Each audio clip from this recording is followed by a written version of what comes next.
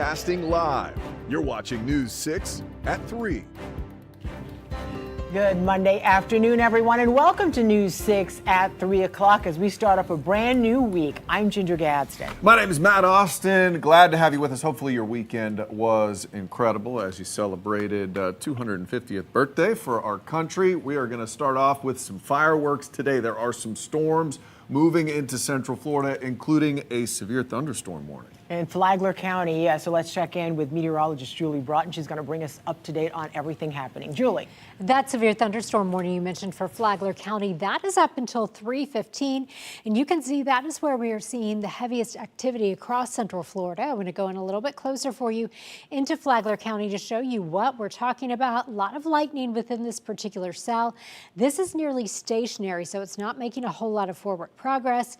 We can take the lightning off for you there. And this is the area you see in that yellow box that is under that severe thunderstorm warning until 3:15.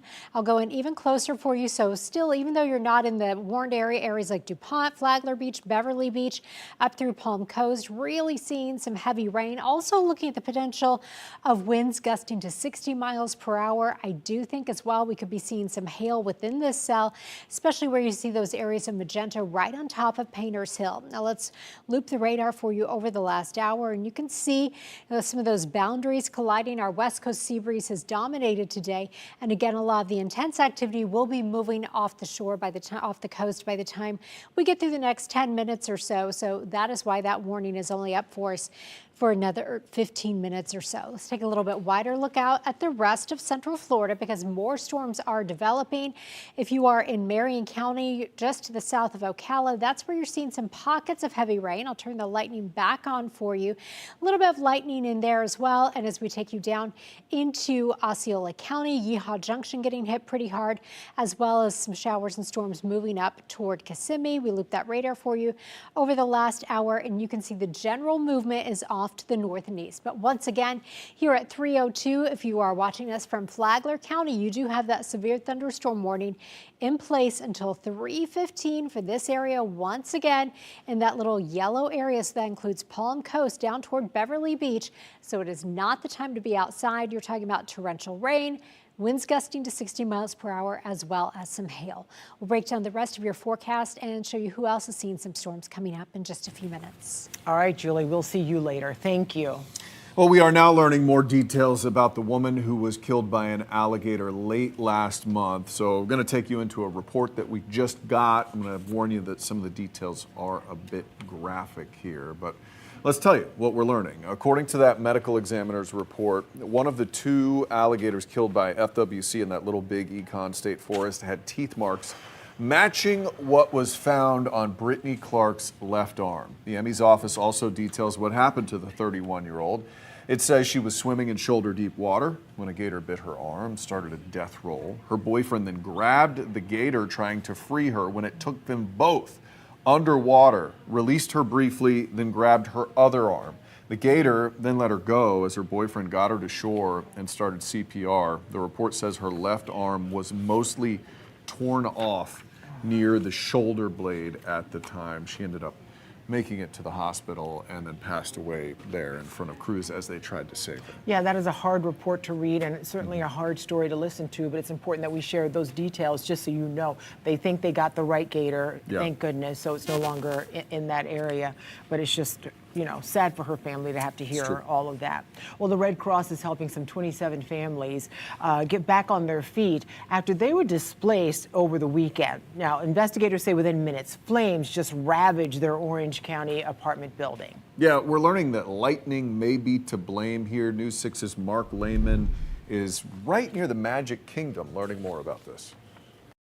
There are a lot of apartments in this building behind me that are in bad shape after this fire, especially near the top floor of the building. Several families were forced to stay somewhere else Sunday night, and it's a situation they'll be dealing with for a while after this fire that appears to have been caused by lightning.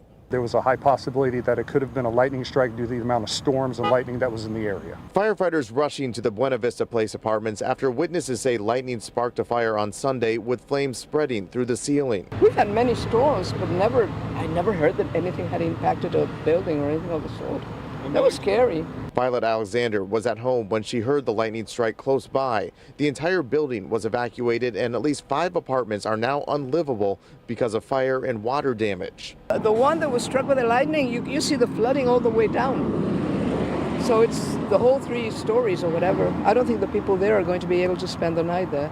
One person trying to rescue an animal was injured from broken glass. A firefighter was also treated for heat exhaustion. Both are expected to be okay. As the cause of the fire is now under investigation, Alexander says she isn't taking any chances when storms roll in. Usually when I see lightning or whatever, I have my umbrella, but if I see that, I go back home. No, thank you. The Red Cross tells us a team of 8 volunteers responded to this complex on Sunday and is delivering emergency support to impacted families. We'll keep you updated on those efforts as well as any new details on the investigation as it becomes available. For now, reporting in Orange County, Mark Lehman, News 6.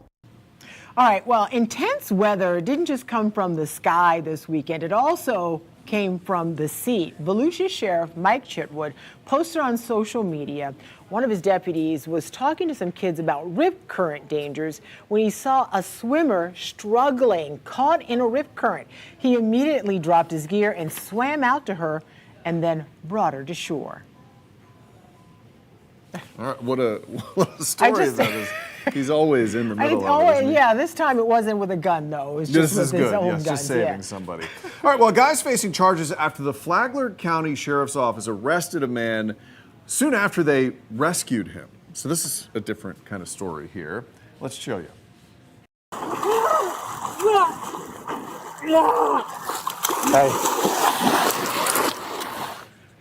So deputies found Ryan McKinn, who had originally been subject to a welfare check after he was found lying on the ground shirtless in front of an elementary school. So when a deputy tried to check on him, he ran off. A few minutes later, someone called 911 saying a guy who turned out to be McKinn was trying to climb their house. Deputies found him near a canal behind their home, asked him if he was okay when he ran into gator and snake-infested water. That's where they found him here. When deputies noticed him getting tired while swimming, they went in to get him, and he tried to get away, grabbing a deputy's head, they said, and pushing it underwater. They eventually got him to shore, where he was arrested for battery on a law enforcement officer. So what started as a rescue ended in an arrest. It was all messy all the way around.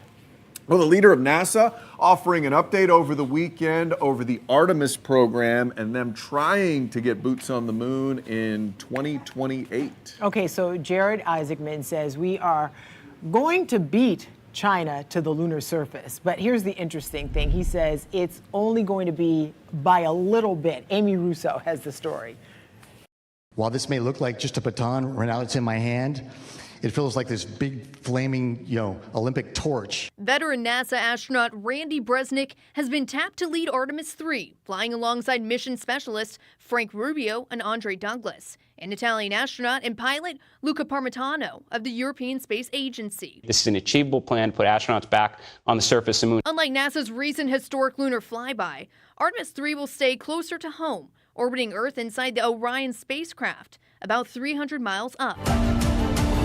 Their main objective, practice meeting up and docking with Blue Origin and SpaceX lunar landers, a precursor to a 2028 moon landing mission. NASA Administrator Jared Isaacman talked about the plan over the weekend on CBS's Face the Nation. I'm telling you, in a very short span of time on Artemis 3, you're going to see the 3 most powerful rockets in the world, NASA's SLS, SpaceX's Starship, Blue Origin's New Glenn, and then you're going to have the landers come together in Earth orbit, test out their capabilities, very a la Apollo 9, give us the confidence in our landers for Artemis 4 in 2028. Isaacman also talked May's explosion of the New Glenn rocket at Cape Canaveral during a static fire test. He doesn't expect it to delay the overall timeline of the Artemis 3 mission. I was on site with the team the next morning after that setback. I was there with Jeff Bezos and their CEO, Dave Limp, on the matter. We've helped provide subject matter experts to Blue Origin. We're helping with anomaly investigation on the rocket. We're helping with pad rebuild. Artemis 3 is set to launch from the Kennedy Space Center at the end of next year. Reporting for News 6, I'm Amy Russo. All right, we're still going to get there first. We'll see. That's the bottom line. Can't have a lot of delays. Yeah, exactly. All right, an Orlando man is in some serious trouble after firing a gun in the early morning hours after July 4th. So take a look. Orange County Sheriff's deputies were called to a neighborhood for a trespasser just after midnight Sunday morning when they heard shots ring out. That's when deputies say they saw Evans Paul with an AK-47 shooting it up into the air. They say he then put the gun into the back of a car and drove off in another. So deputies pulled that car over and found a pistol inside. Paul was arrested for discharging a gun in public and weapons possession by a convicted felon. And here's another one. Police have tracked down a guy for opening fire in downtown Orlando. And take a look at the surveillance video from that night. Police say it's pretty weird to watch. This is Justice Fletcher stashing a stolen gun in a garbage can on Orange Avenue. After chatting with a group of people outside of Taco Bell, he goes back. Watch him here. He gets the gun, pulls it out, accidentally fires off a shot, hitting a building.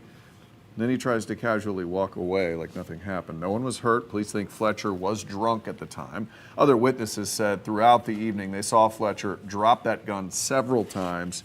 He is facing a long list of charges today. Thank goodness he hit a building and not a body. Could have been much worse. It really could have been. Well, a 4th of July holiday celebration is, of course, known to have fireworks. But in Orlando, one man's fireworks stunt landed him behind bars. Police say they spotted a passenger in a moving Jeep firing large fireworks out the window. Why? It's along South Cimarron Boulevard with some of the flames hitting other cars on the road. Are you kidding me? After a traffic stop, police say the passenger, Garamilis Sixto Emil, admitted that he was being stupid and careless.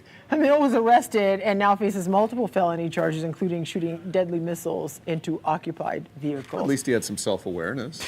You know, I mean, maybe be aware of that before you shoot the fireworks. Probably out let's of the moving car. Let's have a little forethought on that one. Well, in Tavares, the city is now making a joke after a bit of a fireworks issue themselves. It's a fiasco. A fire started. Yeah, it was a fiasco. Look at the flames here in Tavares.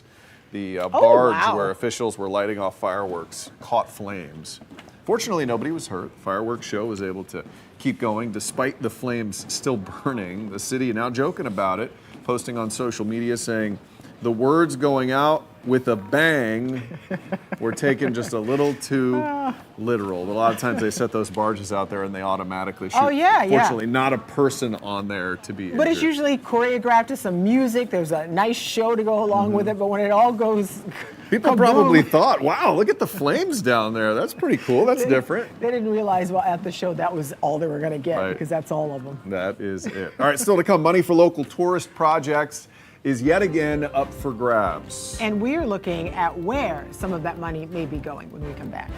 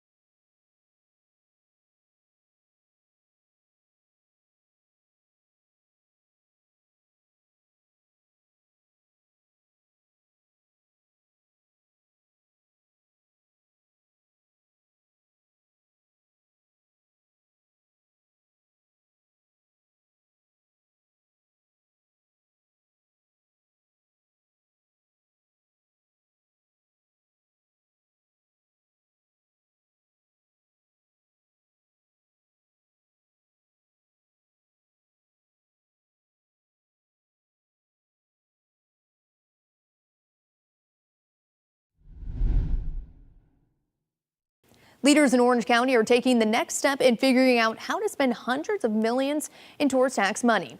I'm your Orange County community correspondent, Amy Russo. For the first time since 2023, the decision is going to include input from a citizens task force. But first, it needs to be decided who's going to be on that committee and just how they're going to do their work. Tourism is still booming in Orange County, and so is the Tourist Development Tax, or TDT. In 2025, the county brought in nearly $400 million in tourist tax revenue. State law requires that money be used for tourism-related purposes, like the convention center, stadiums, tourism advertising, and other things. In 2023, a 32-member citizens task force was formed to help shape spending priorities. Back then, it focused on major venues like the Orange County Convention Center and the Kia Center. While some have suggested working to change state law to use the money for needs like transportation and emergency services, the law is limiting. For now, the county is accepting applications from community organizations looking to fund eligible projects with tourist tax revenue. Applications are open through Thursday, July 16th. And this group won't be wasting time getting to work either. It's set to hold its first meeting July 21st and then make recommendations to commissioners by the end of August. I'm your Orange County community correspondent, Amy Russo, News 6. All right, welcome back to News 6. We have a lot more coming up for you here. After the break, the new steps to try and drive down those high gas prices. Plus, the new savings account the federal government is rolling out to help you save some money. We'll be right back.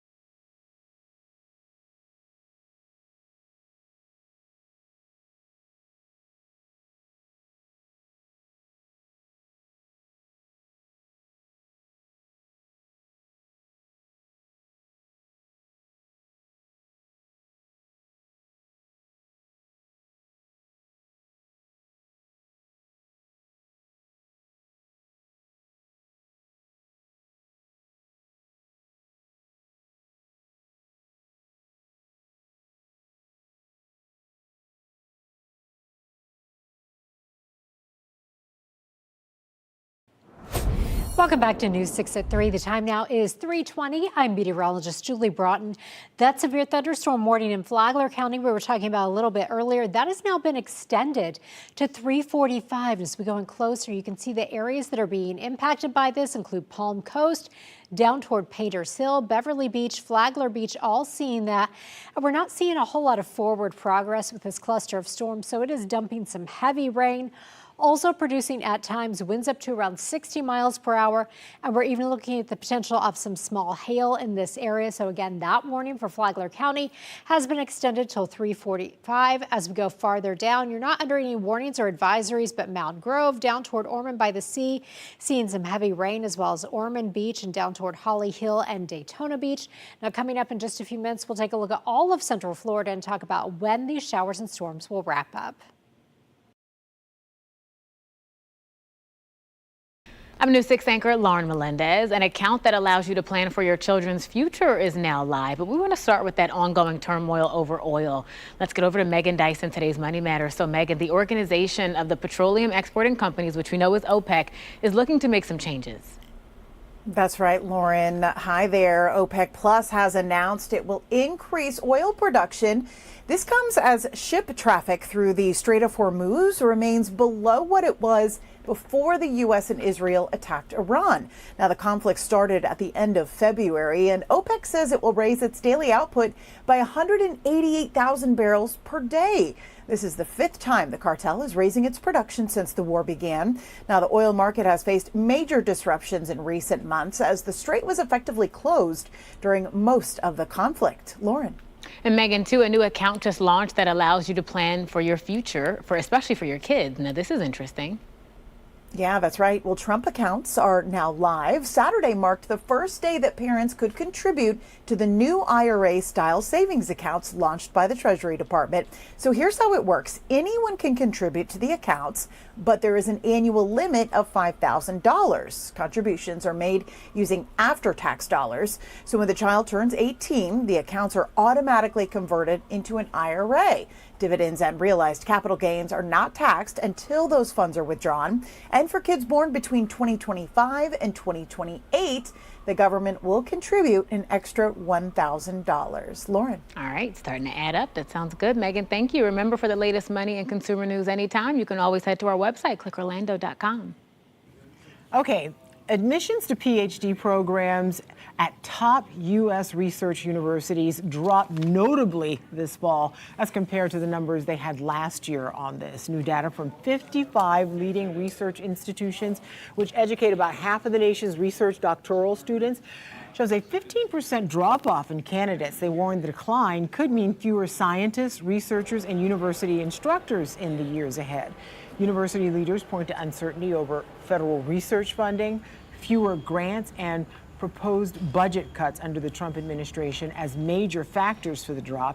The Trump administration argues federal grants should fund what it calls the best science rather than politically driven research. Strange times in our education For sure. system right now. It'll be interesting to see how that shapes up. All right, still to come, a major controversy, the biggest controversy in sports right now, all centers around an American superstar in the World Cup. We're going to break down everything that's happened coming up. I think it's a big deal. All right, so. And ahead on the news coming up at 4 o'clock, the continuing discussions happening in Central Florida's largest school district to help protect our kids. Coming up in the morning, strict new rules for thousands of kids. What our largest school district is considering when it comes to e-bikes. And rain chances are going down, which means our temperatures are going up. Candace will have an update every 10 minutes. Join us for News 6 Morning starting at 5.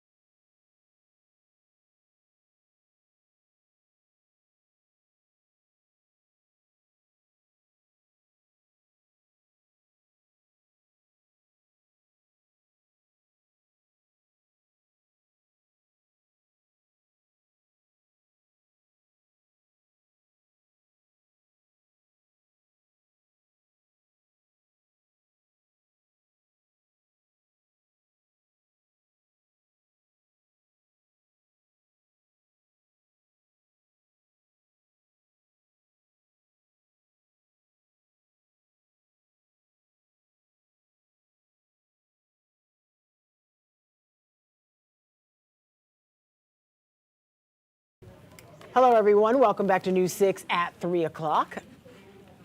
Yeah, glad to have you with us. That was abrupt. She's Ginger. My name is Matt. Let's get you over to some weather with meteorologist Julie Broughton. Julie, so I know we had that issue in Flagler County. Is there still a severe thunderstorm warning there? There is for about another 15 minutes in Flagler County and along the coast. That is where we are seeing the strongest activity. Now, Daytona Beach, you are not currently under any warnings or advisories, but look at those clouds off the coast. We are talking about some dark clouds, and at the official reporting site, you are getting some thunderstorms in Daytona Beach, and that rain-cooled air at 79 degrees. Now, here's a look at the radar in Flagler County. Again, that severe thunderstorm warning is up until 3:45, and that is because of strong winds gusting at times to around 60 miles per hour. Lots of heavy rain. It does look like some of the heaviest rain is beginning to move off the coastline there as we go in a little bit closer. So the warned area is inside this yellow box, so that impacts Palm Coast, Painters Hill, down toward Beverly Beach, Flagler Beach, you're included in that. And as we go farther to the south, Ormond by the Sea, you're not under a warning, but you are getting some torrential downpours and the potential of some gusty winds. Also in Ormond Beach, Holly Hill, you're seeing some pockets of heavy rain, and down toward Daytona Beach shores and Halifax Estates, you are also seeing some heavy rain. Now let's take a wider look out at all of Central Florida and get the idea of what's going on. So our west coast sea breeze was dominating. That is set up early this afternoon around noon, and as that has been pushing off toward the east, that is where we've seen some of those storms intensifying, including in Flagler County. Now, right now over the Ocala National Forest, mainly seeing some light rain down toward the villages, but if you're down in southern Osceola County, down toward Yeehaw Junction, you are absolutely seeing some pockets of heavy rain as well. The radar kind of got away from me a little bit there, but as we go in a little bit closer, you can see those areas of red and magenta. That's where we're talking about torrential downpours, even a little bit of hail possible. And as we loop over the last hour, the general motion in the atmosphere is off to the north and east. We'll talk more about this and the rest of your 7-day forecast in just a few minutes. All right, Julie Broughton, thank you very much. We'll check back in again very soon. All right, let's head out live right now to Seattle, where in about 4.5 hours, the U.S. men's national team looks to reach the second straight round of 16. Wow. In a World Cup. America is very excited about this, but tonight's game against Belgium, fair to say there's a little controversy involved. Our superstar, his name's Flo Balogun, is going to be on the pitch tonight, even though in the last game he was issued a red card. He sure was. And now the reversal came after President Trump said he called FIFA's president and asked for the red card to be reviewed. CNN correspondent Michael Yoshida is covering this controversy today, and it is a big one. So, Michael, President Trump's relationship with FIFA has been described, not our words, but it's been described as cozy. How's that playing into this controversy? Hey there, Matt and Ginger. Yeah, you mentioned this controversy that's brewing. U.S. fans loving this news today. Flo Balogun allowed to play tonight against Belgium. But this relationship, very public relationship between President Donald Trump and the FIFA president, it's at the heart of all of this.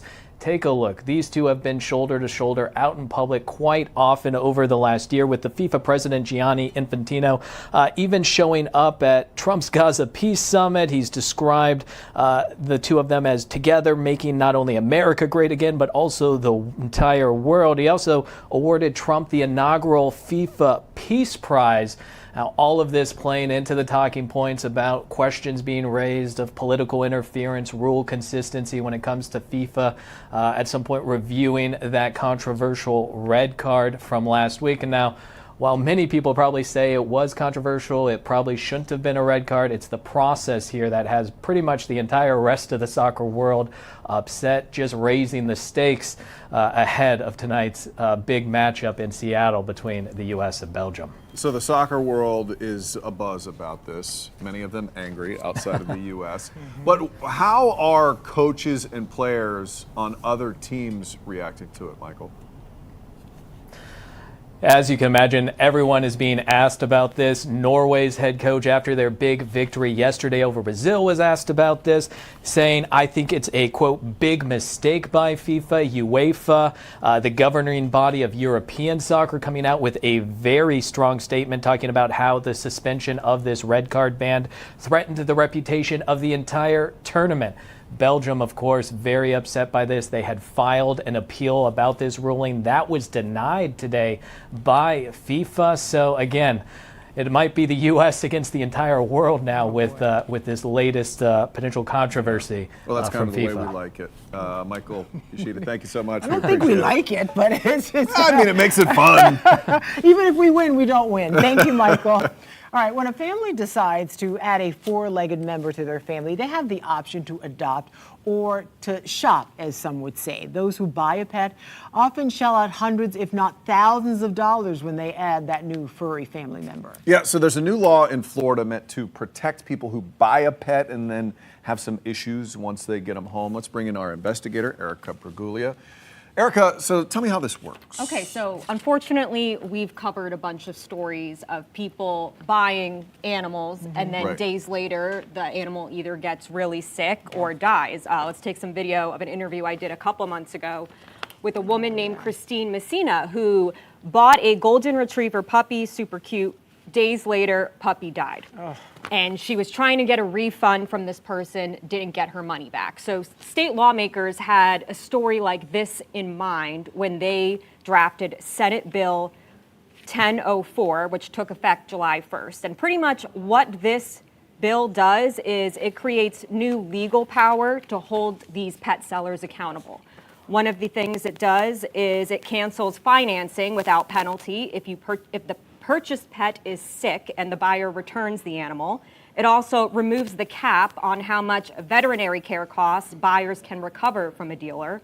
And it also allows these buyers to take sellers to small claims court, and they can recover a minimum of $2,500 if the seller was deceptive. So there are some more options for people who are in a tough situation. It also requires the Florida Department of Law Enforcement to create an animal cruelty database so you can know where you're getting your puppy from. Yeah, bottom line, you buy a puppy hoping to raise it for many years to come, and if something unfortunate like that happens, you have to make some concession. Even when we buy just other items, it's like, oh, you have a 30-day return policy or something. Yeah, so it gives people more protection, gives you more options if Yeah. you're in a tough predicament, but there are certain requirements for this. We've posted all that on our website, clickorlando.com, for you to take a closer look at that. Interesting. Okay. Well, good for people to have that option at least. Thank you, Erica. Thank you. Well, investigators in South Florida trying to get to the bottom of a mass shooting that happened over the holiday weekend. So Pensacola police say shots were fired early yesterday morning in a team takeover that happened in the downtown area. A 19-year-old man died before first responders could even get to the scene. Officials say at least 6 other people were shot. They were all between the ages of 16 and 26. They are all expected to be okay. We saw numerous people on the ground suffering from gunshot wounds. Officers immediately began providing first aid. Tourniquets were applied. Tragically, a young man was provided CPR. The CPR was ineffective. He was pronounced on scene. 6 other victims, so a total of 7 gunshot victims for this incident. Now, so far, no arrests have been made in this, but police say they do believe that this was a targeted incident. Time to talk about a holiday weekend rescue that took place on the other side of the state. You know, you go out 4th of July weekend, your friend has a boat. Oh, yeah. Think it's going to be a blast. Next thing you know, you're dog paddling. So 8 people, including 2 kids, wow. rescued after their boat capsized. This near the Sanibel Causeway in Florida on Friday. The U.S. Coast Guard station Fort Myers Beach posted these pics of that recovery operation. Now, I want to tell you, everybody's accounted for. Everybody's doing just fine, but that thing went down like a ton of bricks. Look at that. By the time they got there, no major injuries were reported. It was a quick response by crews and everybody got out, but definitely put a kink in a 4th of July celebration. Scary situation when you see that. Well, one Central Florida city is about to decide on something pretty major, whether to allow backyard chickens. Yeah, News 6's Jana Manohalal explains how they're falling in line or different from other cities making decisions on these birds. The approval of this ordinance doesn't mean everybody just gets to start having backyard chickens. There are a lot of rules and regulations that go into this. For example, one of those rules, the chickens that you can have are only female, so no boys allowed. Right now, chickens are generally prohibited in residential neighborhoods in Edgewater. The proposed ordinance would allow residents to keep hens, not roosters, and the birds could not be used for commercial purposes like selling eggs. And this isn't just a yes or no decision. The ordinance lays out very specific rules for how backyard chickens would be allowed across the city. If approved, the rules would limit how many hens residents could keep. Homes on smaller residential lots would be allowed up to 5 hens, while larger properties could have up to 7. If you live in an HOA, have certain lease agreements, or even deed stipulations, you may not be guaranteed to just get backyard chickens, even if the city approves them. Coops would have to be placed in the backyard, meet setback requirements from neighboring homes, and be maintained to avoid odors or pests. Other Central Florida communities, including Orlando, Winter Garden, and Claremont, already allow backyard chickens under their own set of rules. If commissioners move to approve the ordinance on Monday night, it would still require a permit for the homeowner. That means a $25 fee and initial inspection. For now in Edgewater, I'm Jana Manahalal, News 6. And you are talking about the backyard birds today. We would love for you to weigh in on this topic of conversation. There's a QR code bottom left of your screen. It takes you to clickorlando.com/react. So here's the question that we pose to you today. Why should backyard hens be allowed? Boom. What is your main thing? People are like, look, I just want some fresh eggs. That's all I want. Stop bothering. Some good taste in 29% say sustainability, 7% say the kids' education, it's good for them, and then just a personal lifestyle choice out there. I mean, the best case scenario is have a neighbor who has the chickens and you're friends with them. They just bring over. Yeah, a they'll few. have extra eggs. all they the can bring time. you, yeah. All the time. All right, continue to weigh in on that, but I can see which one's the clear winner right there. Mm-hmm. All right, it is back to reality for a number of people after a long holiday weekend. Hard to get back to work, right? I feel I'm a step slow today. My apologies. Taking a live look at Daytona Beach. Still a few people out there enjoying the festivities. It's not jumping like it was when we took this shot on Friday. Further south, beachgoers got a much smellier surprise. Check out this thick layer of sargassum that carpeted Miami Beach after washing up just yesterday. I mean, it was everywhere. Not only was it on the sand, but it was floating on the surface of the water. Brushing so it against your totally legs. just does that like a shark would as he brushes nothing against like your a shark. leg. Similar. That's what I always picture it as when it grazes my leg as I'm in the water. But definitely, that's tough. That's too much to rake out your little spot. Let's keep you inside. And we should. We should always keep me inside. All right, still to come, the new measures officials in one county are looking to take to preserve access to clean water. First, though, our meteorologist Julie Broughton is taking us through where the storms are this afternoon and when they're going to get out of here. This portion of the news is sponsored by Bill Ray Nissan Longwood. We do it the right way.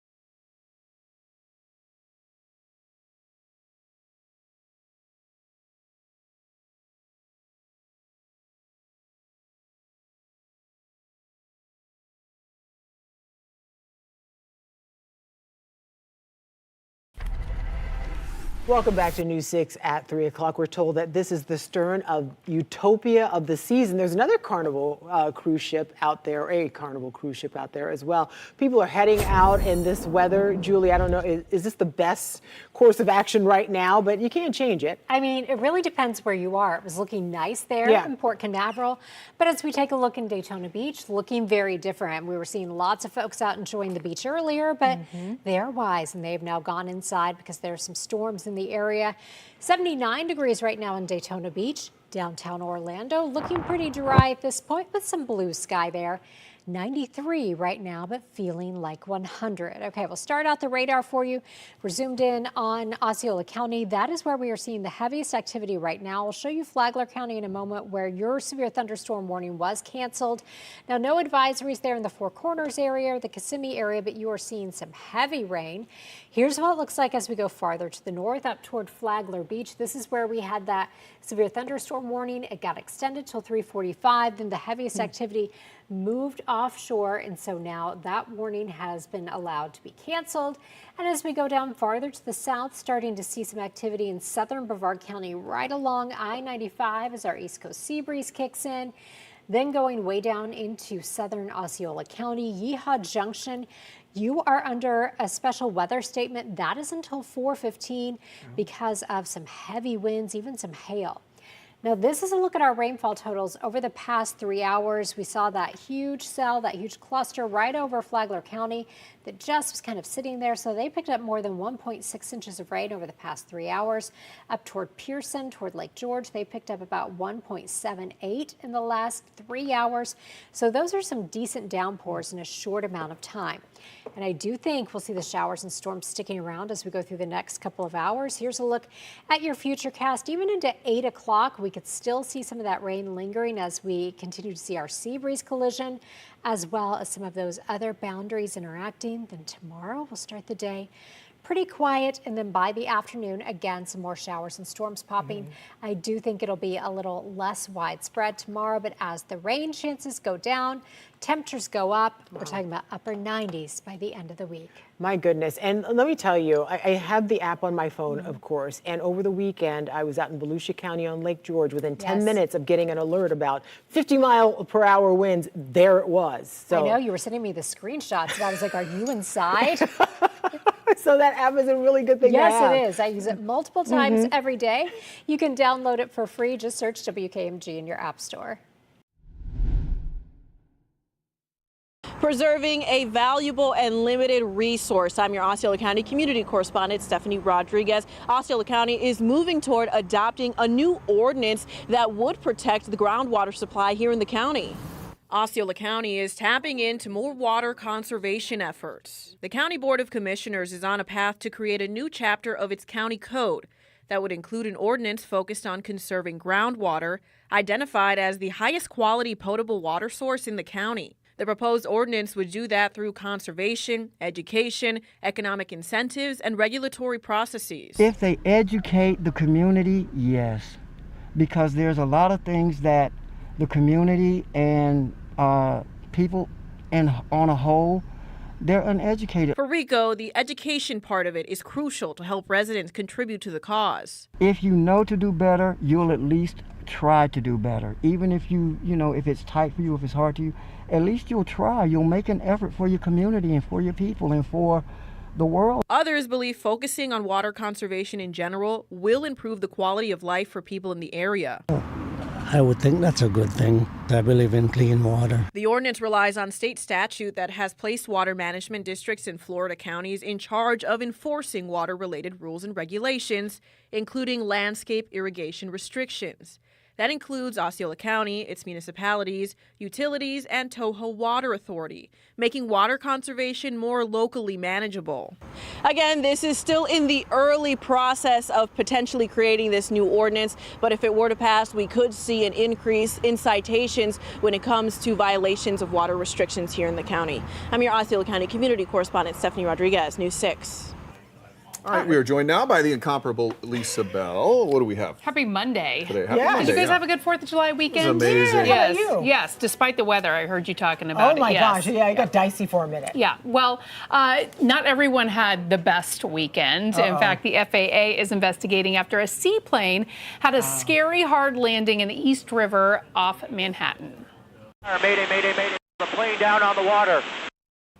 Yeah, that doesn't look very good. The FAA says the hard landing caused a wing strut to snap on the plane, coming to rest with its left wing in the water. 8 people were on board, including a 16-year-old who started recording on her phone as the plane was going down. She says rescuers were there within minutes. After we hit the water, my dad called me. So I picked up and I was like, can I call you back? The plane kind of just like crashed. But I stayed on the phone with him while I was getting off the plane. Like I put him in my bag and he was just like there for it all because my grandma, like that's like my priority. Not what you want to hear as a parent. My plane kind of crashed. Correct. Hold on a sec. Okay, so there was an NYPD helicopter hovering nearby that reported the incident almost immediately, and that likely helped speed up the emergency response. And you heard the teen mention that she was on board with her grandma. She's 76 years old. They were on their way back from a family friend's birthday party on Long Island. The grandma was complaining about a potential concussion as well as pain in her ribs, but there are no reports of any other serious life-threatening injuries from that, which is really remarkable. Yes. What else? You know what else is remarkable? That the 16-year-old is so composed. She's recording the whole incident. So Oh, that's what they Dad, do. let me call you back. They record Something else is going on. Yeah. everything. Also, not water you want to swim in there in the East No, River. no, that's Not for ideal. sure. Yeah. All right, still to come, we just celebrated Independence Day, of course, but many people are still beholden to their banks. Debts continue to go up. We're going to have more on that coming up after the break.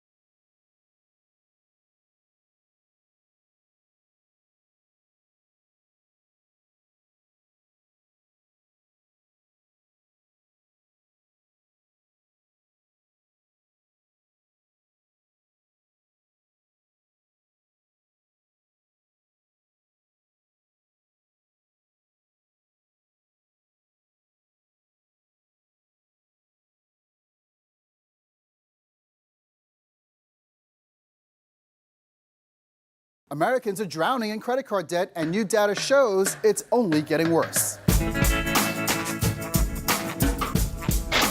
The U.S. has always been a country that seemingly runs on credit, but as of late, more and more Americans are using their credit cards to bridge the gap between income and expenses. According to the Federal Reserve Bank of New York, U.S. credit card debt hit a record $1.2 trillion in the second quarter of 2025, up more than $27 billion from just a few months earlier. Back in 2021, right in the middle of the pandemic, Americans owed less than $500 billion on their credit cards. Fast forward 4 years later, and we're carrying about $700 billion more in credit card debt, up nearly 140%. Increased credit card debt is a sharp reminder that inflation and slow wage growth are forcing millions of families to lean on plastic just to make ends meet. And it's not cheap debt.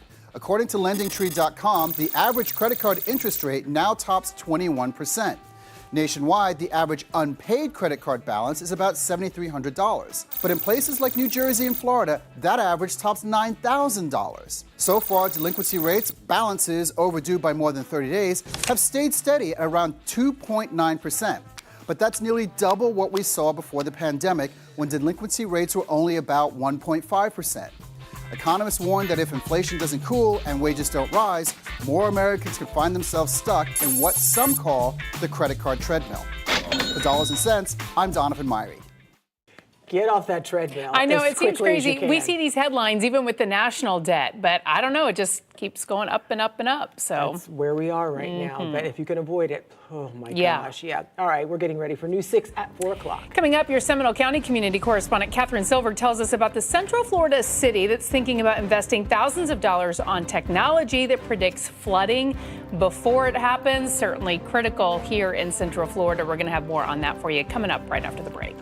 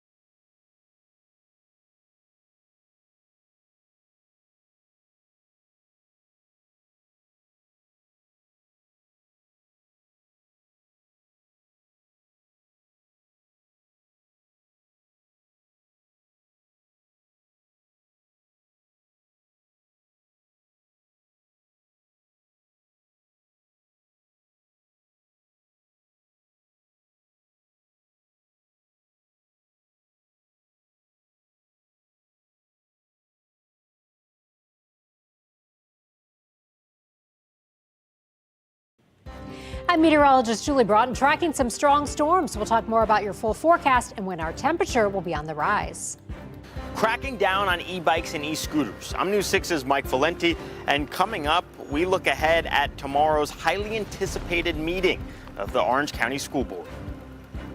Investigators believe a lightning strike sparked a fire at this apartment building. I'm News 6's Mark Lehman. Coming up, how a witness described the conditions and what's being done to help families forced from their home. Streaming on clickorlando.com and broadcasting live. You're watching News 6 at 4. And we are starting off this week with some scattered storms. Yeah, you can expect rounds of rain and lightning through the evening. Meteorologist Julie Broughton joins us now with what's going on right now, Julie. We've already seen some strong storms today. A little bit earlier, Flagler County had a severe thunderstorm warning in place. That was canceled early because some of the heaviest activity moved offshore. And now we've seen some, it looks like that special weather statement was just expired down near Yeehaw Junction. And that's where we've been seeing some strong storms with winds gusting up to around 40 miles per hour at times. We can go in a little bit closer, and where you're seeing all the red, yellow, and orange right along the turnpike, moving up toward Kenansville, that is where we're talking about torrential downpours. We can take you a little bit farther to the north, up toward Kissimmee and Southport, also seeing some of those heavier showers. Let's pull out a little bit wider so we can get a better look at some of those. So down near the attractions right along I-4, seeing some heavy rain, and again along the coast up toward Daytona Beach as well as into Flagler County. So right on top of Oak Hill, you're seeing some heavy rain right now. We'll turn the lightning back on. Seeing a decent amount of lightning in that cluster of storms. And again, Flagler County from Palm Beach down through Flagler Beach, you are seeing some light to moderate rainfall as the heaviest showers have now moved off the coast. So again, we'll continue to see all of this lifting toward our east coast. Rainfall totals have been pretty hefty for some of you, including Palm Coast. You picked up more than 1.6 inches of rain over the last 3 hours and some of those heavier showers, and these will continue for the next couple of hours. We'll take a look at when these storms will wrap up and when our temperatures will go into the upper 90s coming up. All right, Julie, thank you. Central Florida's largest school district is set to discuss a big problem across the state and here in Central Florida, kids speeding on e-bikes. Yeah, leaders are thinking about new rules. Your Orange County community correspondent Mike Valenti takes a look at how it could change how kids get to school.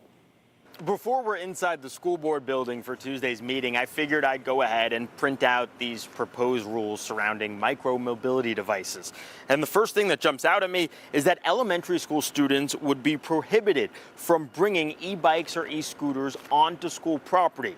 And then there's a whole lot of rules for middle and high school students. These students will be expected to park their e-bikes or scooters in a bike rack or another place approved by administrators. And they cannot ride their micromobility devices on sidewalks, athletic fields, courts, other spaces at their schools. If you do bring one of these e-bikes or e-scooters to your school, you're basically agreeing that they're subject to a search, even by canine detection dogs. School board should definitely be doing something, 100%. The Orange County School Board is tackling this subject due to what it describes as the rapid growth in student use of these devices, noting that there's been an increase in student injuries and near-miss incidents on and around school campuses. Too fast. Slow them down. Tuesday's work session kicks off at noon, and we will be inside to listen intently on this highly anticipated discussion. I'm your Orange County community correspondent, Mike Valenti, News 6. Police say a man placed a gun in a trash can in downtown Orlando, and when he went to get it minutes later, it went off and a bullet hit a building.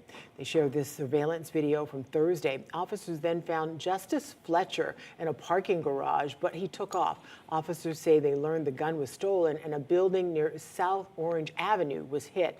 They believe Fletcher was drunk at the time of the shooting. No one was hurt. Deputies found the man in Pinellas County today and arrested him. Right now, dozens of people are without a home because of an apartment fire, and we're learning lightning may be to blame. It happened yesterday at the Buena Vista Apartments off Reams Road, right at the back entrance of the Magic Kingdom. News 6's Mark Lehman is in Orange County with what he's learning. There are a lot of apartments in this building behind me that are in bad shape after this fire, especially near the top floor of the building. Several families were forced to stay somewhere else Sunday night, and it's a situation they'll be dealing with for a while after this fire that appears to have been caused by lightning. There was a high possibility that it could have been a lightning strike due to the amount of storms and lightning that was in the area. Firefighters rushing to the Buena Vista Place apartments after witnesses say lightning sparked a fire on Sunday with flames spreading through the ceiling. We've had many storms, but I never heard that anything had impacted a building or anything of the sort. That was scary. Violet Alexander was at home when she heard the lightning strike close by. The entire building was evacuated and at least 5 apartments are now unlivable because of fire and water damage. The one that was struck by the lightning, you see the flooding all the way down. So it's the whole 3 stories or whatever. I don't think the people there are going to be able to spend the night there. One person trying to rescue an animal was injured from broken glass. A firefighter was also treated for heat exhaustion. Both are expected to be okay. As the cause of the fire is now under investigation, Alexander says she isn't taking any chances when storms roll in. Usually when I see lightning or whatever, I have my umbrella, but if I see that, I go back home. No, thank you. The Red Cross tells us a team of 8 volunteers responded to this complex on Sunday and is delivering emergency support to impacted families. We'll keep you updated on those efforts as well as any new details on the investigation as it becomes available. For now, reporting in Orange County, Mark Lehman, News 6. Newly released records are revealing the horrific details of the alligator attack that killed a woman in Seminole County last month. Investigators say the woman was swimming in the Little Big Econ River when a 12-foot gator grabbed her arm, pulled her underwater, then did a death roll. The woman's boyfriend tried to pry the gator off her and pull her to shore, where CPR was started before she was rushed to the hospital. She later died from her injuries. The alligator has now been captured and euthanized as investigators continue their review of this case. In Flagler County, deputies say they arrested a man of trying to push a deputy's head underwater while they were trying to pull him out of a canal that had gators and snakes in it. This all happened on Friday. It started with someone reporting a man lying on the ground in front of Wadsworth Elementary School off Belle Terre Parkway. When Flagler County deputies tried to check on Ryan McMinn, he ran away. A few minutes later, deputies say they got a call about a man trying to get into a neighbor's home on Whittle Place. Deputies then found McMinn in the canal. They shared the body cam video of the moment. Ryan, we're not going to stop following you down the canal. So it's your best interest just to come out with us. You're not in trouble.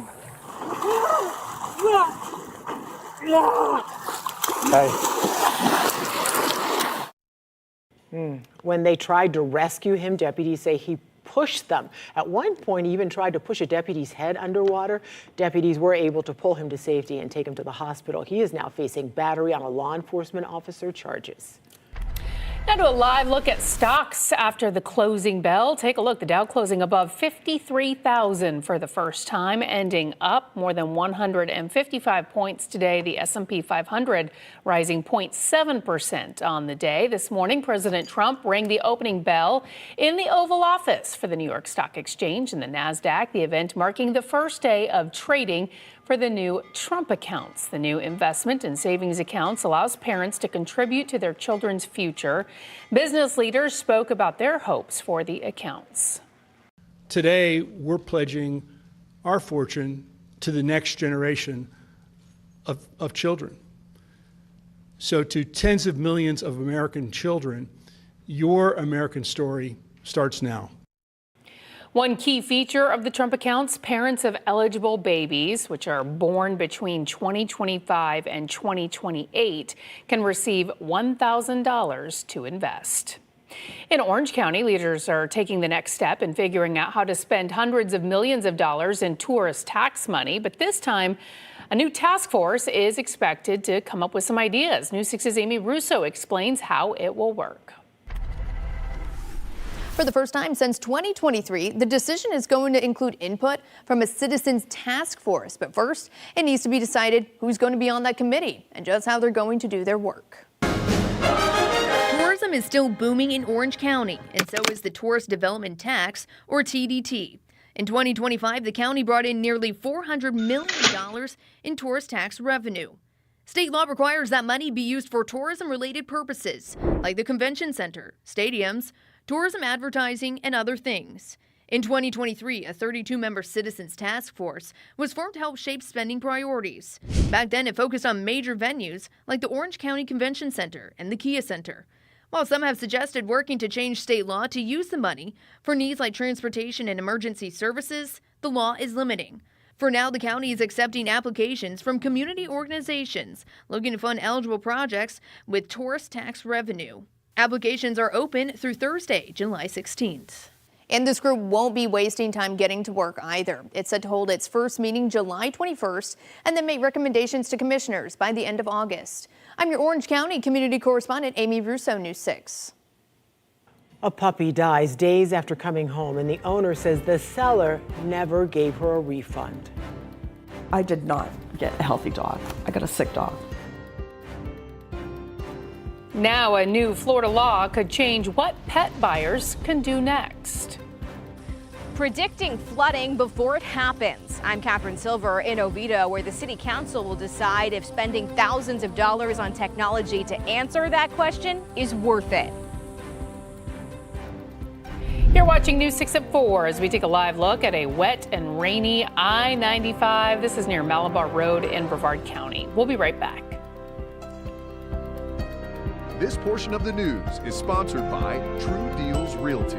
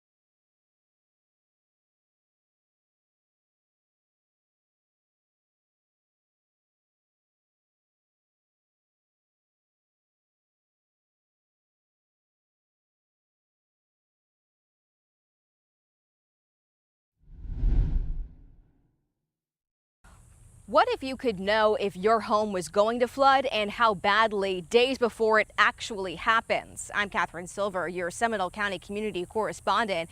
The city of Oviedo is considering spending $216,000 on software for real-time flood forecasting. It aims to answer that question of if your home will flood and how badly. But is it worth that investment? Rainfall is the second component. Here's a glimpse at the FloodWise technology posted on the company's social media media that shows how it's worked before and where it's been used right here in Central Florida.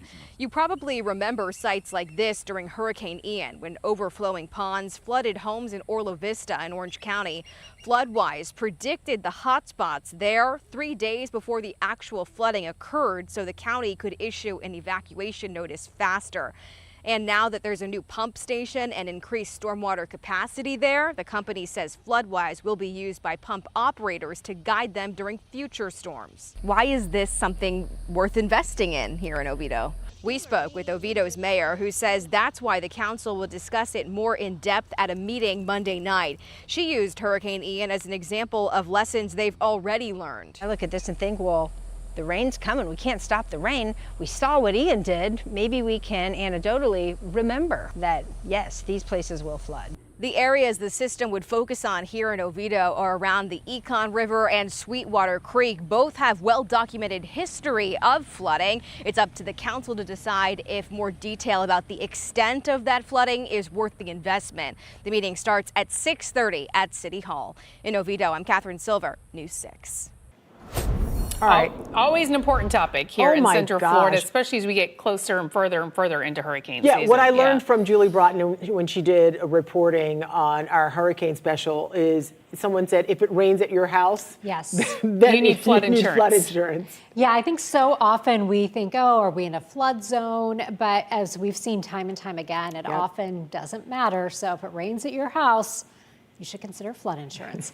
Here's a look at our weather headlines as we move through the rest of our Monday afternoon. Now, we are tracking some storms. We have seen some strong storms today. No advisories in place. Those will continue generally tracking toward the east. Then by the middle part of the week, as our rain chances go down, our temperatures go up. And we're talking about we could potentially be in heat advisory territory by the end of the week. And the tropics, no areas of concern. Here's a look at that temperature trend for us as we move through the next several days. Notice by Wednesday, Thursday, and Friday. Friday, we're potentially looking at heat index readings around 109 with not a lot of rain to bring us any relief. Here's what's happening for you on the radar right now. We'll take a scan out and show you all of Central Florida. I do have the lightning detection data turned on. A little bit earlier, Flagler County, you had some severe thunderstorm warnings, some special weather statements, looking a whole lot better for you. Down along the coast in Volusia County, you are seeing some really intense lightning there. As we go in a little bit closer, that is right on top of Oak Hill, where you are also seeing some heavy rain. Down toward Orancho, you are seeing that as well. But we're looking at the most intense storms right now impacting areas in Osceola County. Again, no advisories in place, but you are seeing a whole lot of lightning there in the Kissimmee area, right on top of Campbell, St. Cloud, down over toward Four Corners, as well as Champions Gate up toward Epcot.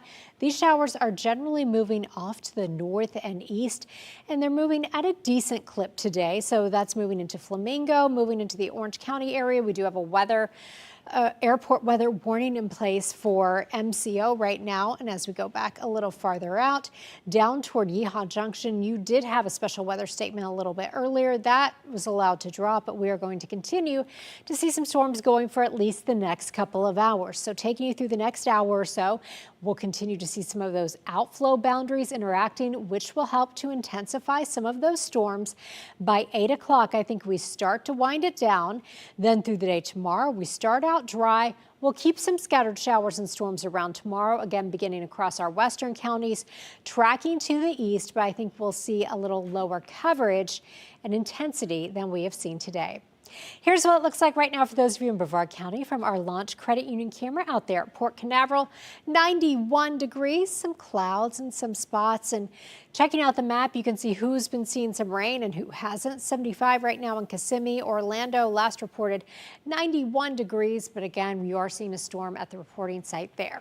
Your hour-by-hour forecast featuring Orion. Orion is a work-at-home guy, so he's just beautiful. 85 degrees at 7 o'clock, low 80s at 8 o'clock. The rain begins backing off by 8 o'clock. Overnight lows again stay muggy, generally in the mid to upper 70s, 76 in Mico. Here is your 7-day forecast. Tomorrow up to 93 with a 40% chance of rain. We trim that back as we move toward the end of the week. Up to 97 by Friday and Saturday, and we keep it warmer than normal almost every day in the 7-day forecast. All right, Julie, thank you. Amazon is making its move against Starlink and getting ready to start internet from space later this year. How many satellites are up there now, and who may get service first? Plus, the World Cup is driving a money surge in prediction markets. What the odds say about Team USA tonight. That's next. And a live look now at downtown Orlando. This is from our Light Orlando Delivering Hope camera. You're watching News 6. We'll be right back.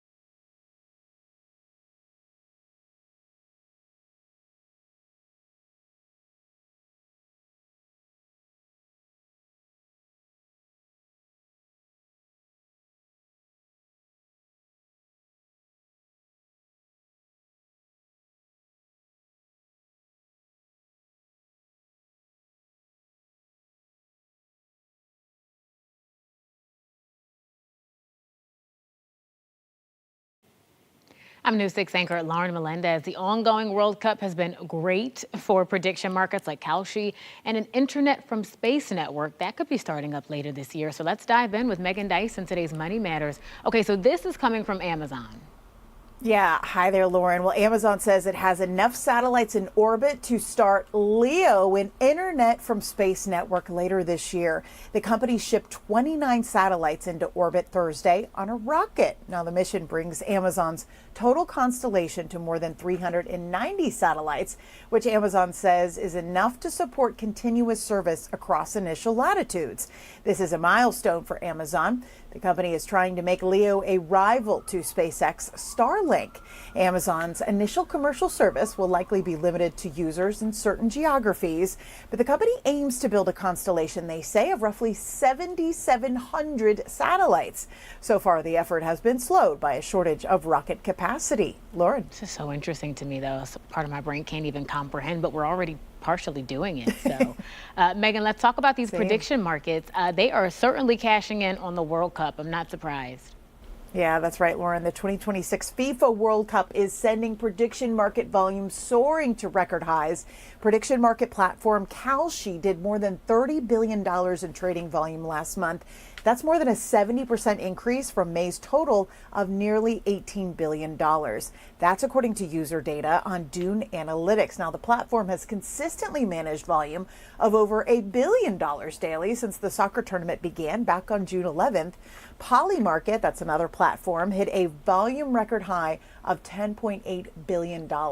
And even Rothera, an event contract exchange that only launched in June, saw more than $2 billion in trading volume. Team USA, of course, set to play Belgium tonight, and more than $64 million has been traded on Kalshi, $122 million on Polymarket on whether the U.S. will win that tournament. And the odds of that happening, though, just 4.3% and 3% respectively on each platform. It's a lot of cash, Lauren. That is a lot of money. And I know the U.S. just got a big win. President made a phone call, got a key player put back in the game after he got a red card. So I don't know, Megan, we'll see if those odds are ever in their favor. It's been wild. Yes, it certainly has. Thank you for breaking all of this down for us, too. Remember, if you want the latest money and consumer news anytime, head on over to our website, clickorlando.com. Just looked it up. Kalshi was founded in 2018. By young people. Oh, my, young rich people now. Florida pet buyers get new legal power if a dog or a cat is sick. What a new law now guarantees, and why one marketplace disappeared after we asked questions. Plus, they watched the crisis from 2 earthquakes unfold. Now they are asking Central Florida to help how a family is turning their home into a donation hub for Venezuela. That's next as we take a live look over Port Canaveral. You're watching News 6. We'll be right back.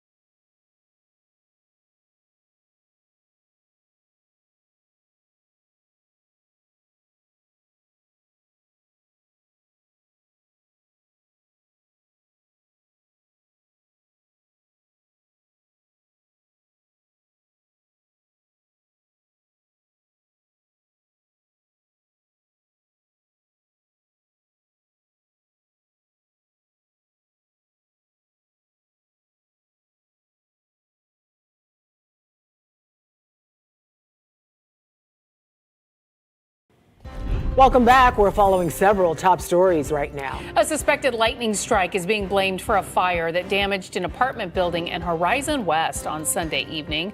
Orange County Fire Rescue says flames broke out in the roof of the Buena Vista Place apartments, forcing all units in the building to evacuate. At least 5 apartments are unlivable. 2 people were injured, including a firefighter. The Red Cross is assisting the displaced families. Today, a man was arrested in Pinellas County just days after he allegedly fired a stolen gun in the heart of downtown Orlando. Investigators say surveillance video shows Justice Fletcher repeatedly dropping the firearm before accidentally firing a shot into a building, then running from officers. Fletcher was arrested in Pinellas County and now faces multiple felony charges. Newly released records reveal the horrifying details of the deadly alligator attack that killed a 31-year-old woman in Seminole County. Investigators say she was swimming in the Econ River when a 12-foot gator grabbed her, pulled her underwater, and performed a death roll. The alligator was later captured and euthanized as the investigation continues. And let's take another live look now. This is I-95 near Malabar Road in Brevard County. And you can see the roads are wet there and traffic is starting to pick up too. Meteorologist Julie Broughton joins us now with what's going on, Julie. We are tracking some storms. A lot of us are dry, but where we are seeing the storms, some of those have pulsed up and been strong today, including in Flagler County, where you had a severe thunderstorm warning earlier during the 3 o'clock news. And we've had some special weather statements in some other spots. Here's a look at our Daytona Beach sky cam. We are looking north. You can see some dark clouds and some rain off to the north, and the official reporting site in Daytona Beach is reporting storms right now. Temperatures are at 79 degrees. Here's a look at the radar right now. So since I walked out here, we now have a new special weather statement in place for parts of Osceola County as well as Orange County, and that is up for us until 5:15. So we're looking at some gusty winds around 40 to 50 miles per hour, some small hail as well as heavy rain out there. We can go in a little bit closer and show you exactly what we're talking about with this area. So that's affecting areas like Flamingo, moving up toward Belle Isle, South Chase. This is affecting the airport as well. And so all of that is moving off to the north and east. A wider lookout again at all of Central Florida. A lot of Osceola County getting hit hard with some heavy rain, especially along the turnpike back down toward Yeehaw Junction. A little bit of activity for those of you in Brevard County, Flagler County. You're pretty quiet with the exception of some light rain right now. And southern Volusia County in the Oak Hill area, you are seeing heavy rain that extends down into areas like Scottsmore and Mims. We'll track some more of these showers for you coming up in just a few minutes and let you know when our temperatures will be back in the upper 90s. All right, Julie, thank you. A grieving dog owner says she was sold a sick puppy and never got a refund. News 6 investigator Erica Brugulio explains how a new state law aims to give pet owners new legal power to hold pet sellers accountable. She was going to be my family. Just days after Christine Messina brought a golden retriever puppy home, the dog suddenly died from a severe intestinal issue. I did not get a healthy dog. I got a sick dog. The man who sold her the dog eventually agreed to give her a refund, Messina claims, but the money never arrived. When Messina first picked up the dog, she says she was given this veterinary certificate confirming the dog was healthy. She says she also received this American Kennel Club certificate confirming the dog's pedigree. But News 6 discovered both of these documents may be fraudulent.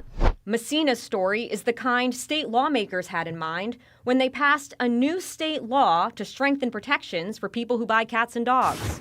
Under the law, which took effect July 1st, if a pet is sick, any financing tied to the purchase must be canceled without penalty if the buyer returns the animal.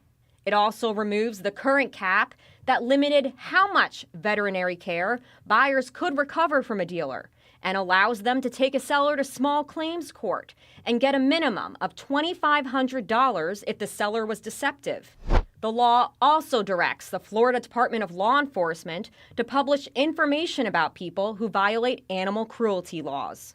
The Department of Agriculture says it is investigating multiple complaints linked to that website where Messina says she bought the puppy. After our investigation, that website vanished. Erica Berguglio, News 6. The man charged with killing conservative activist Charlie Kirk was in court today.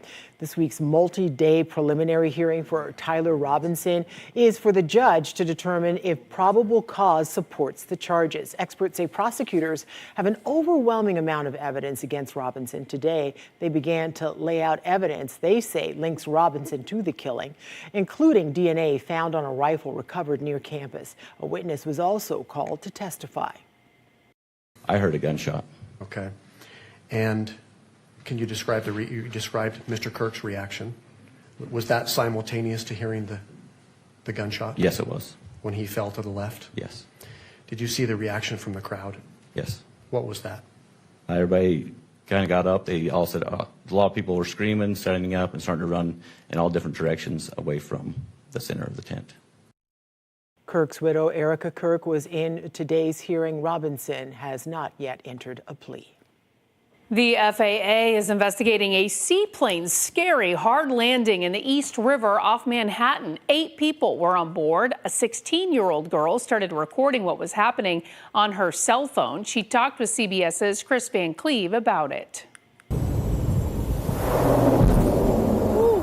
Dramatic cell phone video captures the hard landing of a float plane as it bounced to a stop in New York City's East River. Mayday, mayday, mayday. The plane down on the water. The FAA says the hard landing caused a wing strut to snap on the months-old Kodiak 100 seaplane, coming to rest with its left wing in the water. And then all you hear is a ba-boom. Chloe Todd and her 76-year-old grandmother were among the 8 on board. The 16-year-old shot this video from inside the cabin. Mayday, mayday, mayday. I thought we were going to drown and go down. I thought we weren't going to make it. When you look out your window, what do you see? I see water. The seaplane was coming from East Hampton, New York, where Todd and her grandmother attended the birthday of a family friend. We all had to lean to the right to stable the plane.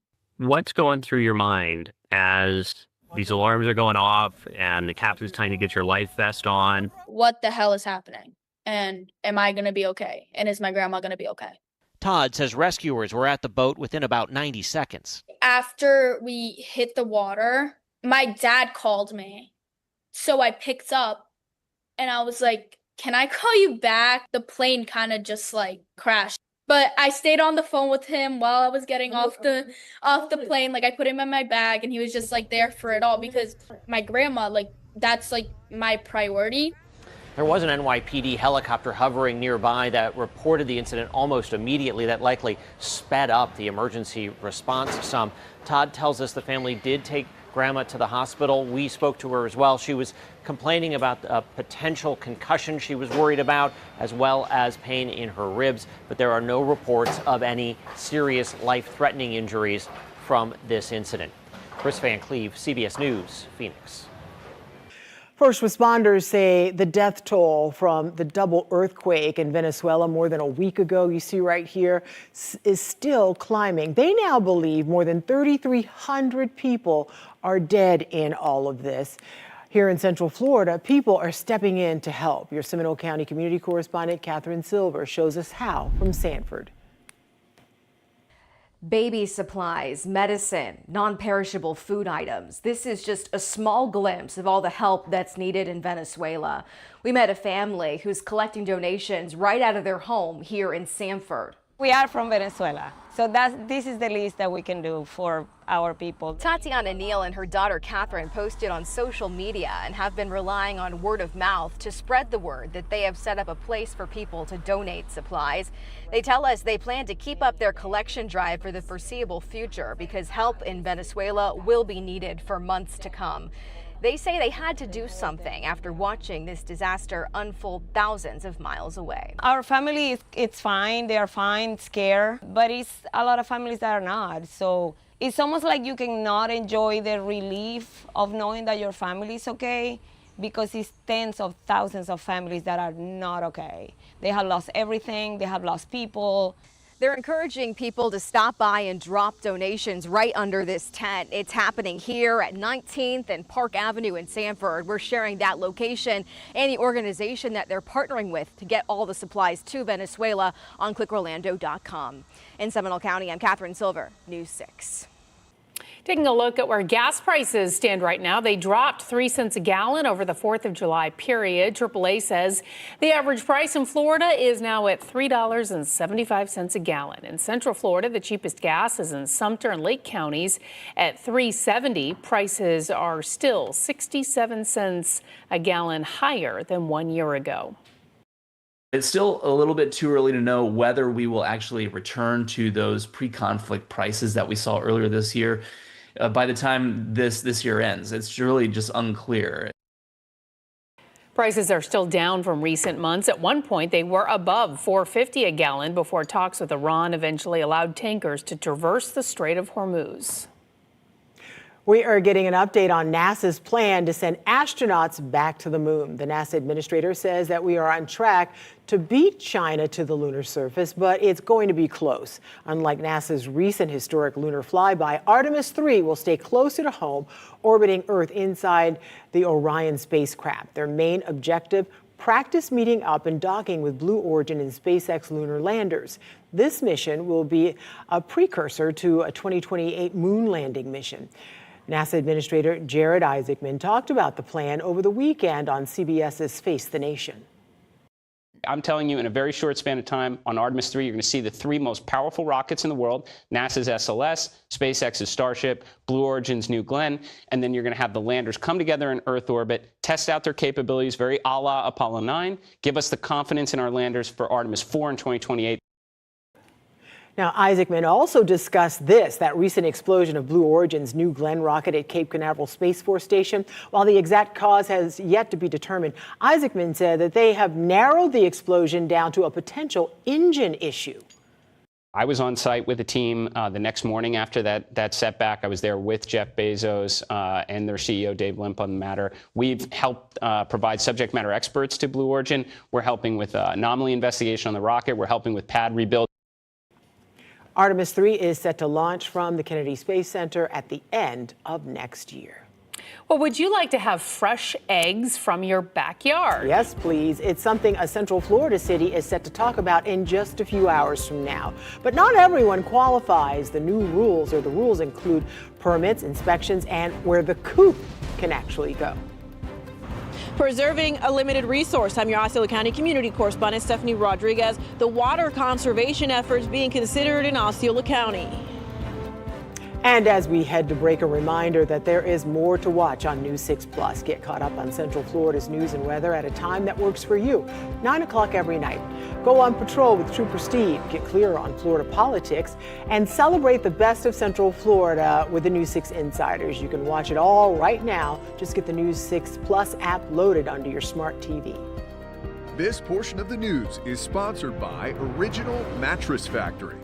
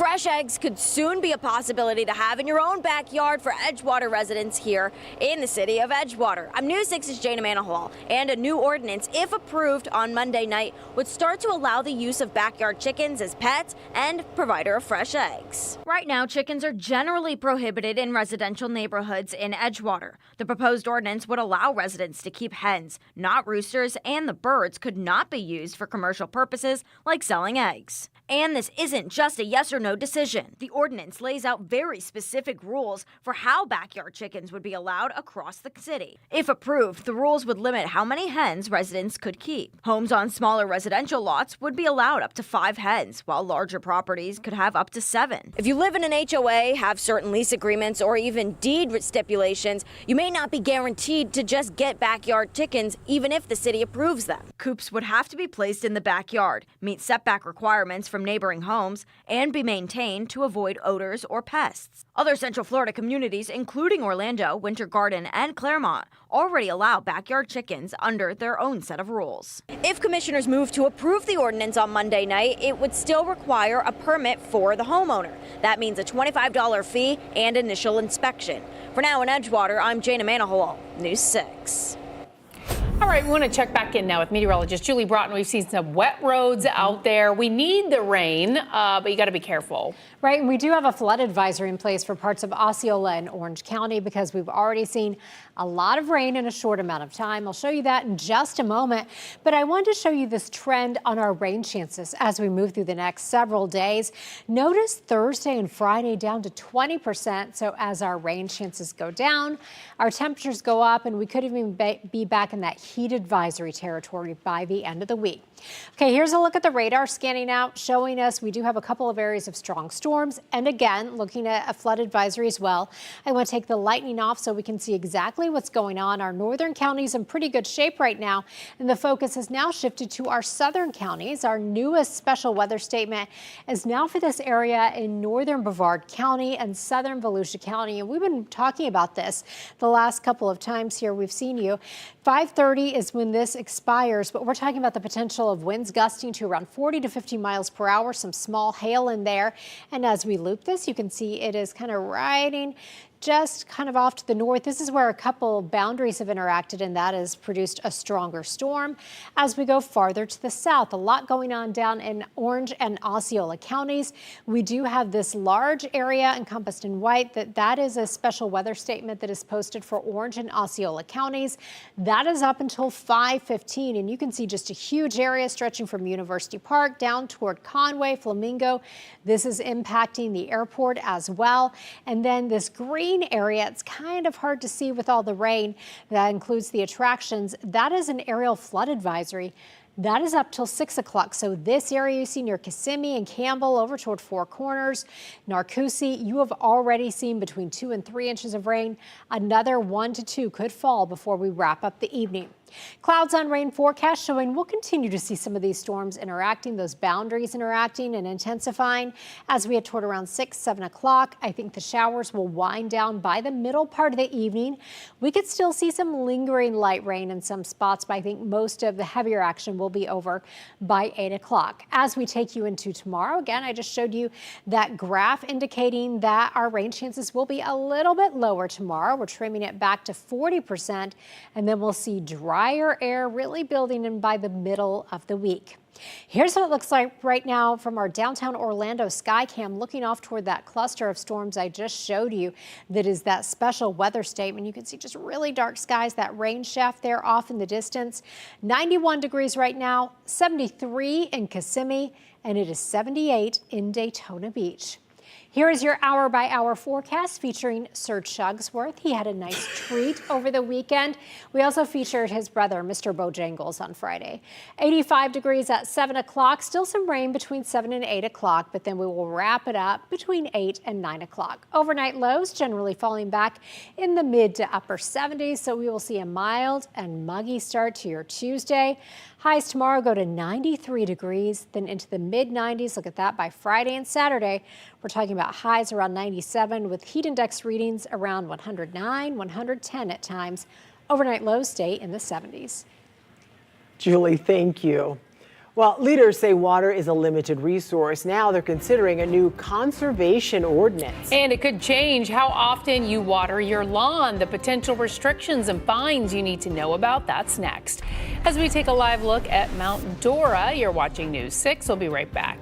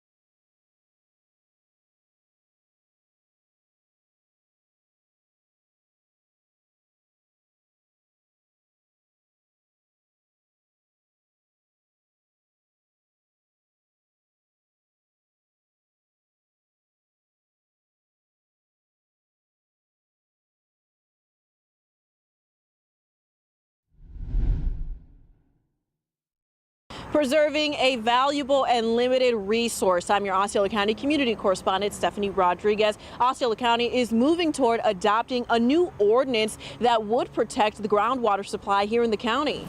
Osceola County is tapping into more water conservation efforts. The County Board of Commissioners is on a path to create a new chapter of its county code that would include an ordinance focused on conserving groundwater, identified as the highest quality potable water source in the county. The proposed ordinance would do that through conservation, education, economic incentives, and regulatory processes. If they educate the community, yes, because there's a lot of things that the community and people and on a whole, they're uneducated. For Rico, the education part of it is crucial to help residents contribute to the cause. If you know to do better, you'll at least try to do better. Even if if it's tight for you, if it's hard to you, at least you'll try. You'll make an effort for your community and for your people and for the world. Others believe focusing on water conservation in general will improve the quality of life for people in the area. I would think that's a good thing. I believe in clean water. The ordinance relies on state statute that has placed water management districts in Florida counties in charge of enforcing water-related rules and regulations, including landscape irrigation restrictions. That includes Osceola County, its municipalities, utilities, and Toho Water Authority, making water conservation more locally manageable. Again, this is still in the early process of potentially creating this new ordinance, but if it were to pass, we could see an increase in citations when it comes to violations of water restrictions here in the county. I'm your Osceola County community correspondent, Stephanie Rodriguez, News 6. News 6 at 5 is next. Anchor Matt Austin is in the newsroom with what's ahead. Well, Holiday Beach has got a little more restricted this weekend, and now it's sparking some serious debate. Coming up, a new parking plan at Volusia Beaches. It's dividing officials over whether it actually made the shoreline any safer. And it's a decision that could change how Oviedo handles flooding going into storm season. Coming up, the technology that could warn Oviedo about the flooding before it happens. And your forecast is only minutes away.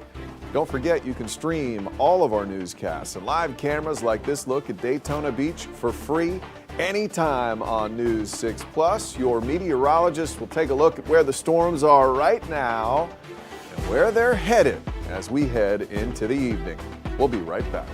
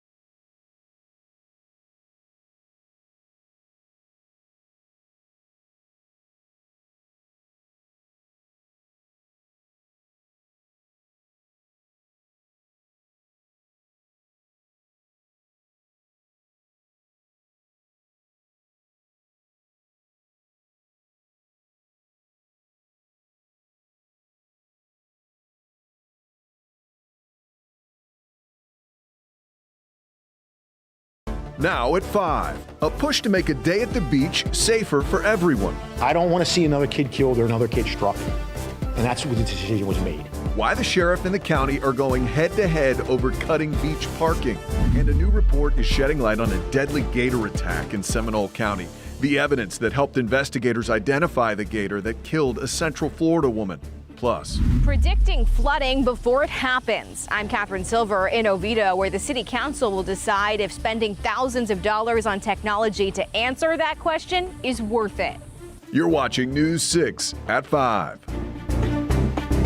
Well, if you went to the beach in Volusia County over the weekend and noticed there was less parking there, it's part of a new safety tactic the sheriff's office is trying. The sheriff says decreasing the number of spots on a busy holiday weekend is making the beach safer. But other county leaders argue taking away parking is not the way to go. Your Volusia County community correspondent Molly Reed spoke with both sides.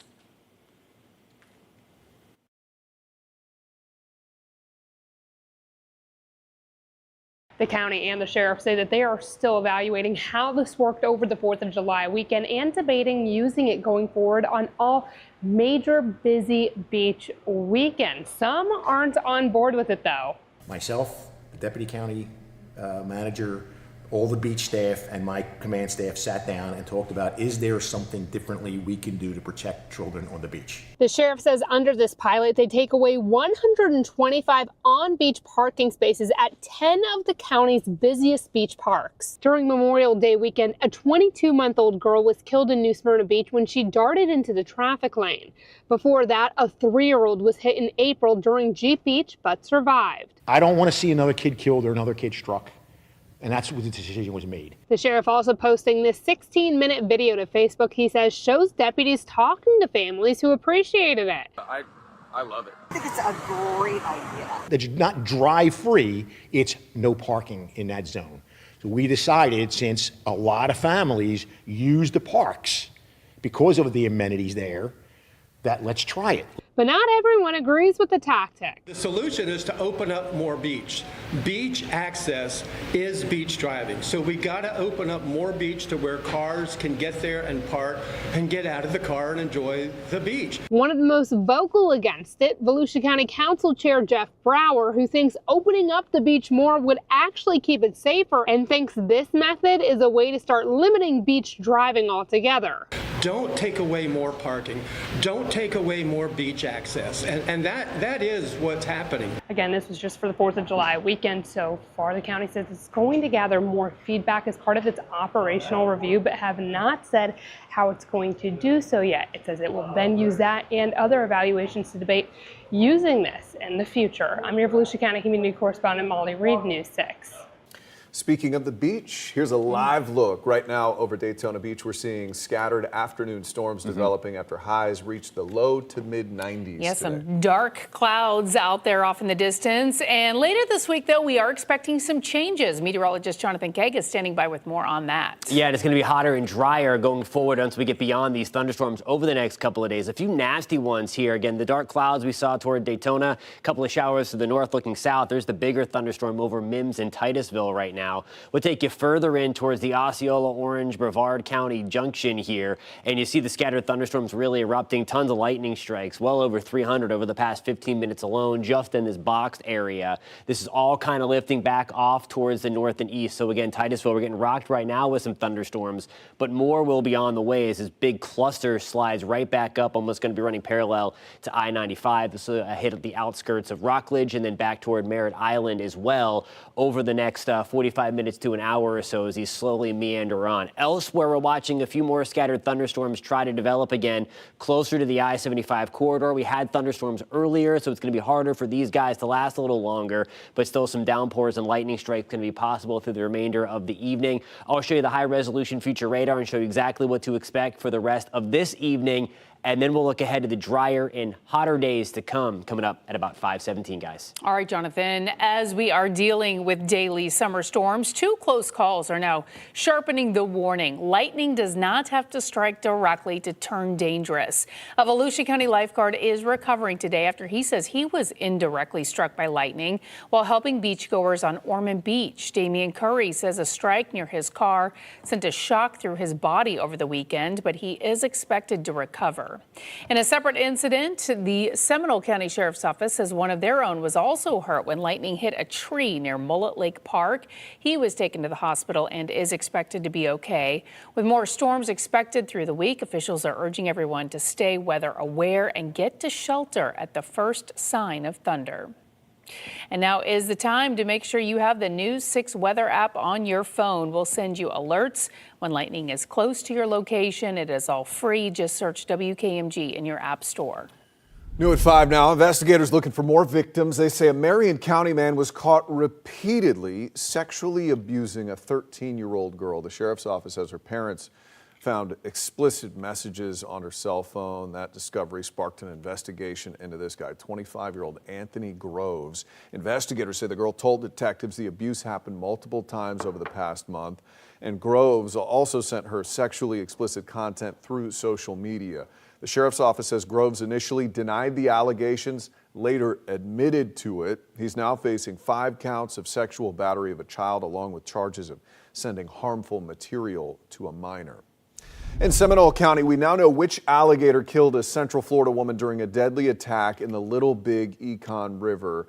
A newly released medical examiner's report says bite marks on the 31-year-old Brittany Clark matched the 12-foot gator captured and euthanized after the attack. The report says Clark was swimming with her boyfriend and a friend when that gator grabbed her arm and started a death roll. Her boyfriend tried to pull her to shore, but investigators say the gator bit her a second time before letting go.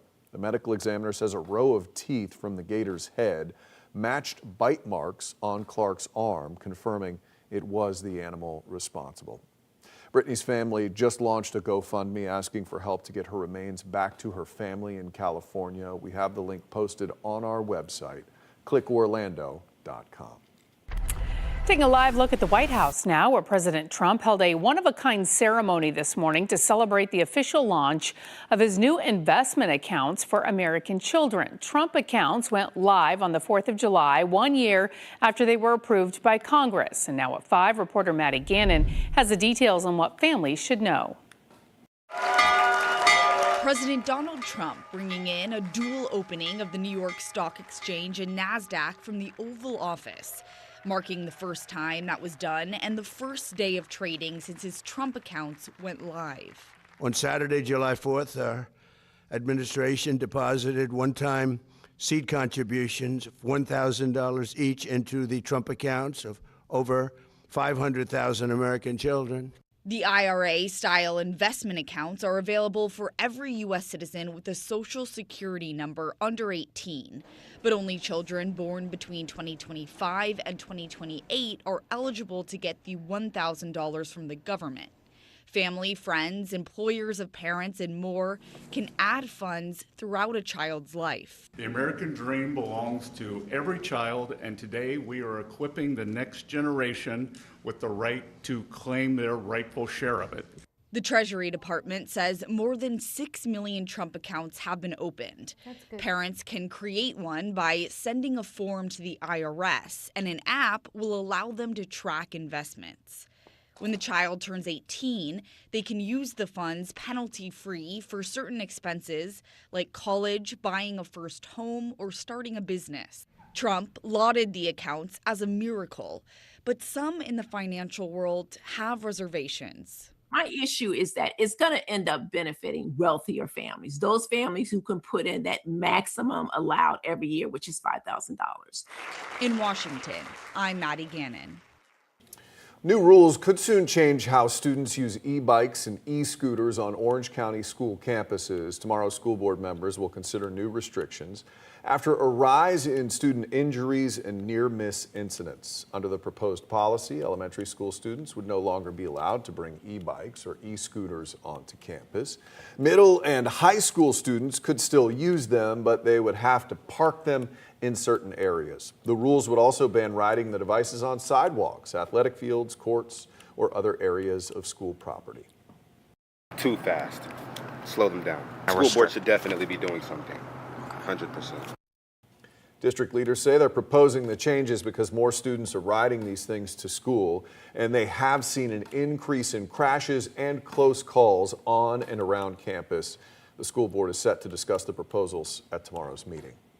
The city of Oviedo is considering investing thousands of dollars into technology that could predict where flooding could happen days before it actually does. It is a tool that could be critical for how the city and how you prepare for storms during hurricane season. But the mayor wonders, is it really necessary? Your Seminole County community correspondent Catherine Silver spoke with the mayor. What if you could know if your home was going to flood and how badly before it actually does? The city of Oviedo is considering spending $216,000 on software for real-time flood forecasting that aims to answer that question and be your early warning system. Rainfall is the second component. Here's a glimpse at the FloodWise technology posted on the company's social media that shows how it's worked before and where it's been used right here in Central Florida. You probably remember sites like this during Hurricane Ian, when overflowing ponds flooded homes in Orla Vista in Orange County. FloodWise predicted the hot spots there 3 days before the actual flooding occurred, so the county could issue an evacuation notice faster. And now that there's a new pump station and increased stormwater capacity there, the company says FloodWise will be used by pump operators to guide them during future storms. Why is this something worth investing in here in Oviedo? We spoke with Oviedo's mayor, who says that's why the council will discuss it more in depth at a meeting Monday night. She used Hurricane Ian as an example of lessons they've already learned. I look at this and think, well, the rain's coming. We can't stop the rain. We saw what Ian did. Maybe we can anecdotally remember that, yes, these places will flood. The areas the system would focus on here in Oviedo are around the Econ River and Sweetwater Creek. Both have well-documented history of flooding. It's up to the council to decide if more detail about the extent of that flooding is worth the investment. The meeting starts at 6:30 at City Hall. In Oviedo, I'm Catherine Silver, News 6. Central Florida is mourning the loss of a civil rights pioneer who spent decades fighting for immigrant families, farm workers, and racial justice. Hope Community Center announced that co-founder Sister Gail Grimes has died at the age of 88. The organization says she helped build both Hope Community Center and the Farm Worker Association of Florida, while leading efforts to fight segregation in Apopka and expand access to health care for underserved communities.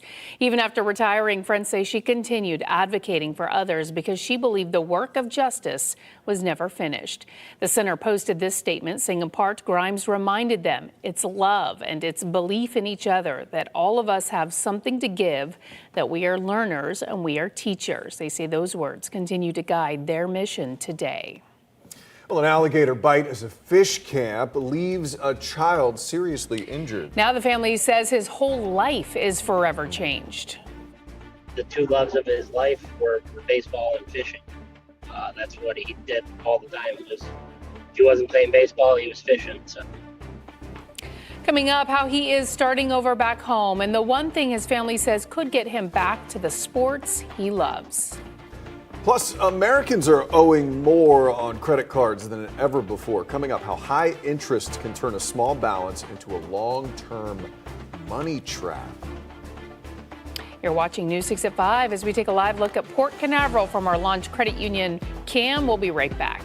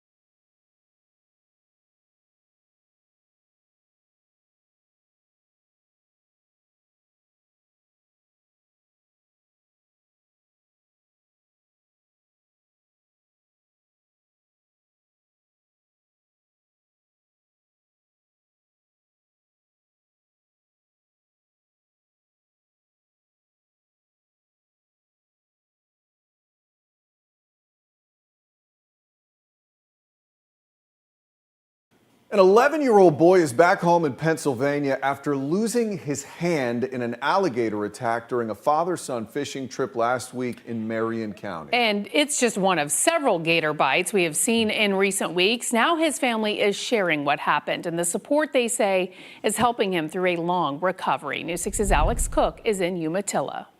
Brody's father jumped into the water on top of the gator and tried to pry his mouth open. Family member Andrew Rain says Brody was here fishing with his dad at Nelson's Fish Camp. He had just caught a fish, unhooked it, and was releasing it when that gator attacked. Now the family says Brody is back in Pennsylvania, where his long road to recovery is just beginning. The gator rolled, and that's what ultimately severed Brody's hand.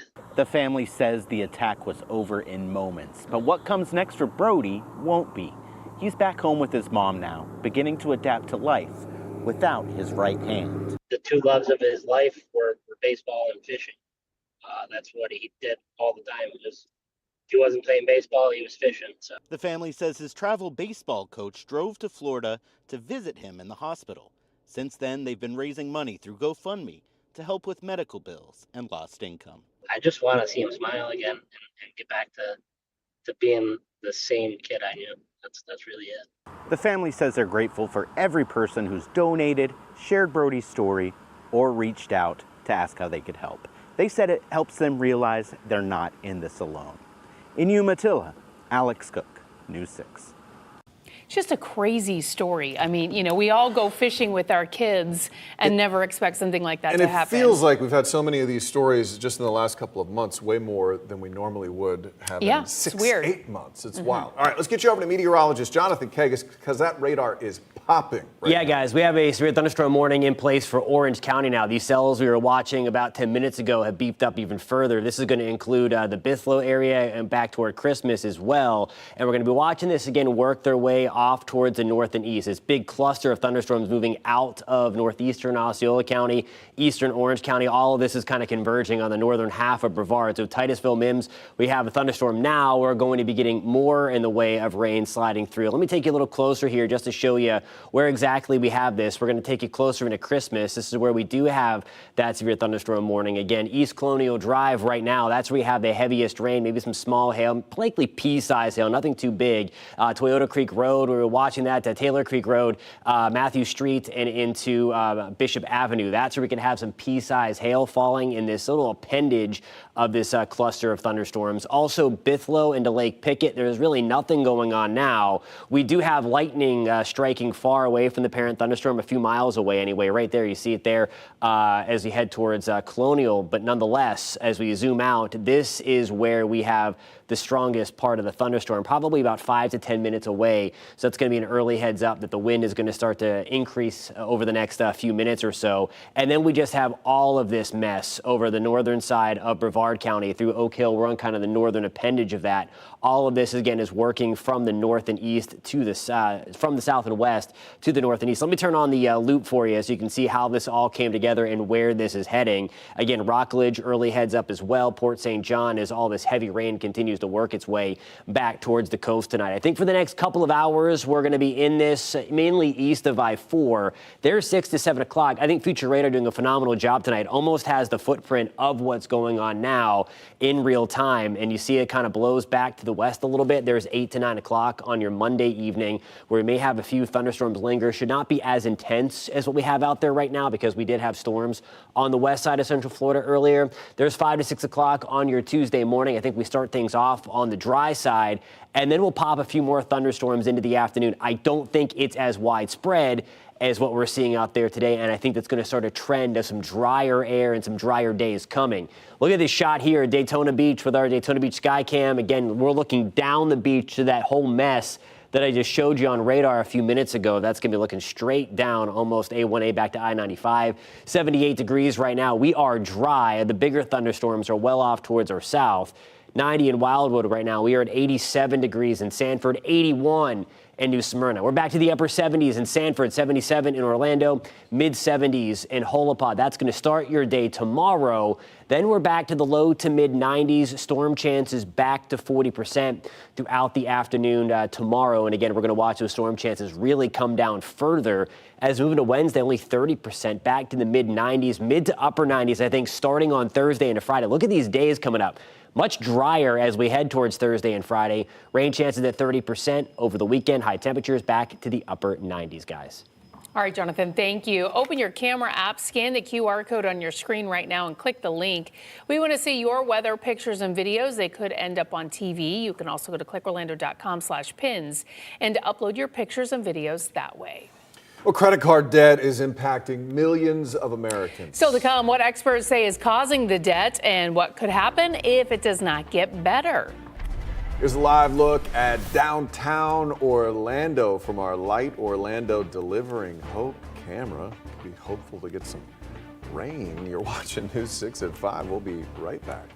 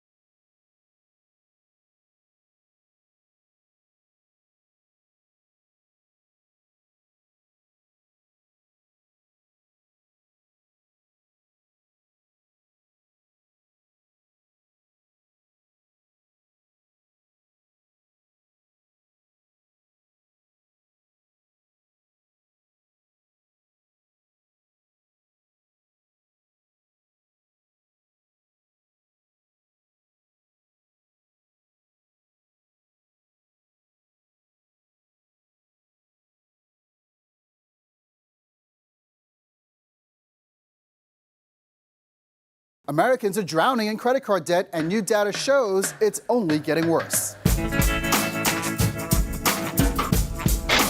The U.S. has always been a country that seemingly runs on credit, but as of late, more and more Americans are using their credit cards to bridge the gap between income and expenses. According to the Federal Reserve Bank of New York, U.S. credit card debt hit a record $1.2 trillion in the second quarter of 2025, up more than $27 billion from just a few months earlier. Back in 2021, right in the middle of the pandemic, Americans owed less than $500 billion on their credit cards. Fast forward 4 years later, and we're carrying about $700 billion more in credit card debt, up nearly 140%.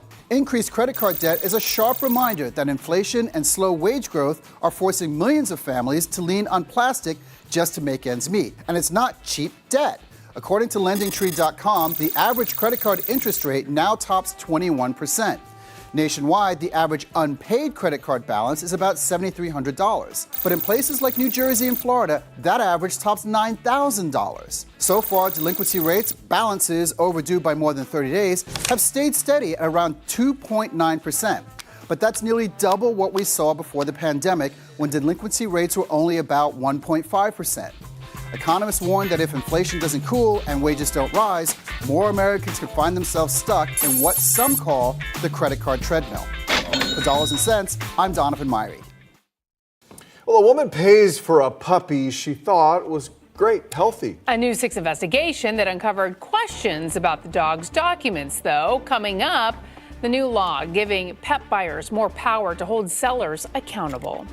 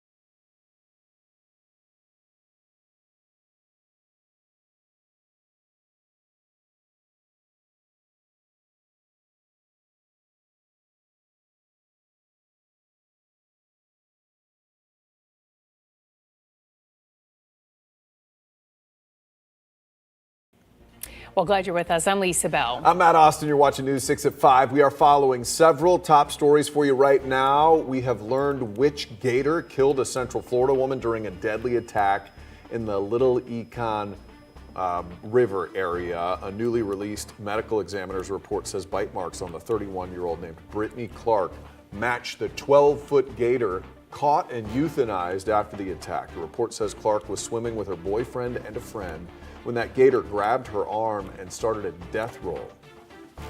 A safety experiment on Volusia Beaches is sparking debate after the 4th of July weekend. The sheriff's office cut about 125 on-beach parking spots near busy beach parks, saying it keeps cars and pedestrians from mixing in dangerous ways. But county leaders are questioning the move and whether taking away parking actually makes the beach safer. Oviedo's weighing a major investment that could change how the city prepares for hurricane flooding. The city is considering more than $200,000 worth of software that claims it can predict flooding days in advance. But the mayor is questioning if the technology is worth the price or just another expensive tool. All right, right now we just got another severe thunderstorm warning for Central Florida. Meteorologist Jonathan Keg is standing by with what you need to know about it. Yeah, guys, watching this closely. This is going to be for northern Brevard County, also eastern Osceola County in this mess with all the lightning. Going to do some radar work here. You see all the lightning first and foremost there. Don't need to tell you that if you are watching where the lightning is. But here is the new warning. This is going to go until 6 o'clock. Watching this closely because we have a couple of different boundaries. We have the sea breeze, we have outflow boundaries colliding. So there will be the opportunity here for a short-lived funnel cloud or maybe even a weak tornado touchdown. There's some weak rotation being detected in this thing right now. And you never like whenever the West Coast sea breeze is a dominant one, pushing everything to the east, and the East Coast sea breeze stays pinned. So if you look closely here, we have some reds butted up against with the greens. This is going to be to the southwest of Titusville. Again, there's no tornado warning on this yet, but this certainly has my eye. We'll do some telestration here to show you exactly what's going on. The green represents the wind going toward the radar, and the red represents wind going away from the radar. So you get a little spin right there, and that's exactly where we have a couple of cells coming together. We have, the East Coast sea breeze trying to push in. This is all lifting. We'll put on the loop here for you and watch it just come together again. There's a lot of noise on this radar, but there it is right there again. It's not very tight. We're looking for things butted up against each other, the red and green, some weather jargon there. We also have the opportunity to kind of take off some of that noise with our radar here and just look right exactly where the radar is detecting the shear. So basically everywhere you see the green, that is where we have some spin. So again, there's no tornado warning right now, but this is a very common occurrence when the West Coast sea breeze is dominant, pushing everything to the west, pinning the East Coast sea breeze here. It just gives a small area of spin. It's not a tornado day by any means like that. We're not talking about an outbreak, but every now and then you can get a funnel cloud or maybe even a short-lived touchdown. No tornado warning on this yet, as I mentioned. I'm going to keep my eye on this, and again, we're going to jump back in if we do get a tornado warning on this, or if I see this tighten up further, a little bit concerning. But just keep a close eye if you're in Titusville and Mims tonight for me. Got to watch that closely over the next 20 minutes, guys. All right, Jonathan, thank you. Right now, dozens of people are displaced, and investigators say lightning may be to blame. This happened yesterday at the Buena Vista Place Apartments off Reams Road near the back entrance to Disney World. Crews say the fire spread through the building in minutes, leaving several units destroyed. Investigators say there is a high possibility that lightning struck the complex. It forced a full evacuation, leaving at least 5 apartments unlivable. We've had many storms, but I never heard that anything had impacted a building or anything of the sort. That was scary. The Red Cross says it has a team on scene helping the displaced families while the cause of the fire remains under investigation. Well, weeks after Venezuela experienced back-to-back earthquakes, we're continuing to see how people here in Central Florida are stepping up to help. The death toll continues to climb. Authorities now say more than 3,300 people are dead, with no clear count of how many are still missing. Your Seminole County community correspondent Catherine Silver is in Sanford with how members of the local community are stepping in to help. Baby supplies, medicine, non-perishable food items. This is just a small glimpse of all the help that's needed in Venezuela. We met a family who's collecting donations right out of their home here in Sanford. We are from Venezuela, so this is the least that we can do for our people. Tatiana Neal and her daughter Catherine posted on social media and have been relying on word of mouth to spread the word that they have set up a place for people to donate supplies. They tell us they plan to keep up their collection drive for the foreseeable future because help in Venezuela will be needed for months to come.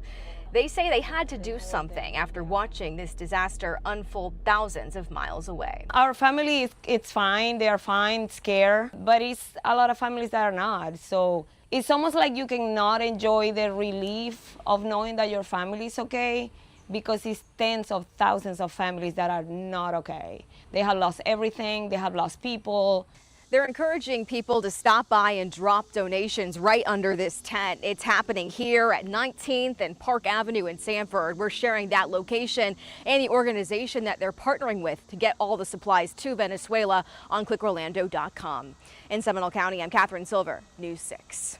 Catherine, thank you. Well, the 4th of July celebration turned deadly after a so-called teen takeover ended in gunfire on Florida's Gulf Coast. A 19-year-old was killed, 6 others were shot, and investigators say it's a part of a growing problem we've seen here in Central Florida, too. Yeah, these unsanctioned gatherings are raising new concerns about public safety. News 6 anchor Ginger Gadsden joins us now in studio with how this trend is spreading and what's being done to try and stop it, Ginger. Yeah, Lisa and Matt, what started as a 4th of July celebration in downtown Pensacola ended in chaos. Police say hundreds of teens gathered for an unsanctioned teen takeover in downtown Pensacola. Police say the crowd quickly spiraled out of control and gunfire erupted, leaving a 19-year-old dead and 6 others hurt. Investigators believe the shooting was targeted, but say the large gathering created the perfect setting for this kind of violence. We saw numerous people on the ground suffering from gunshot wounds. Officers immediately began providing first aid. Tourniquets were applied. Tragically, a young man was provided CPR. The CPR was ineffective. He was pronounced on scene. 6 other victims, so a total of 7 gunshot victims. Now, all of this is strikingly similar to incidents we've seen here in Central Florida. This year alone, deputies have responded to teen takeovers at Icon Park, P-Day in Orange County, and a planned gathering at a Kissimmee roller rink that prompted extra security. State Attorney General James Uthmeier has since directed prosecutors to crack down on the people organizing these events. And this isn't just a Florida problem either. According to the Gun Violence Archive, there were 17 mass shootings across the country over the holiday weekend, leaving 11 people dead and 86 others hurt. Experts say the July 4th holiday has historically been one of the deadliest times of the year for gun violence, making this weekend's targeted tragedies part of a disturbing national trend. Pensacola police say they believe the shooting stemmed from a year-long feud between people who knew each other, and they're asking anyone who captured video or has information to please come forward as the search for the shooter continues.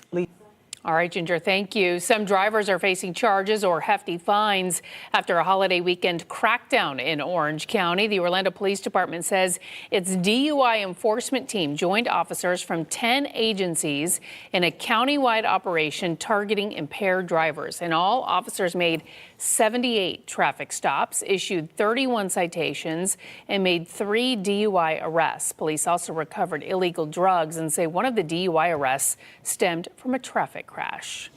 Now at 5, the U.S. men's national team is getting ready for its World Cup matchup against Belgium tonight as controversy swirls around FIFA's decision to lift the suspension of one of the U.S.'s star players. The move came after President Trump called the head of the soccer organization to take another look at this call from last week's game. But the decision to clear the suspension is causing an uproar from the international soccer community. CBS's Nana Sentuobansu reports from the White House. All I did, I asked for a review because I didn't think it was a foul. In the Oval Office Monday, President Trump acknowledged he called the head of FIFA after a member of the U.S. men's team, Folarin Balogun, received a red card in the match against Bosnia last week, making him ineligible to play in tonight's game. It's one thing to penalize somebody for the game, but how do you penalize them for a game that hasn't been played yet? It's very unfair. You can't do that. So, yes, I asked for a review. But the president denied he had anything to do with FIFA's decision to let Balogun play. In a statement Monday, FIFA President Gianni Infantino stressed the independence of FIFA's judicial bodies, adding that its disciplinary committee judges cases such as Balogun's on applicable regulations and the specific facts. The president said if the suspension was allowed to stand and Belgium won, he would have called the result rigged. But others say the reversal is a blow to FIFA's integrity. This is not the way football works. You know, if we were playing France and President Macron put in a call to make sure their elite striker was able to play. How would we feel if Saudi Arabia did this? How would we feel? Ahead of tonight's match in Seattle, Belgium lost its appeal to reinstate Balogun's one-game suspension, clearing the way for the U.S. star striker to take the field. Nana Sintio-Bonsu, CBS News, the White House.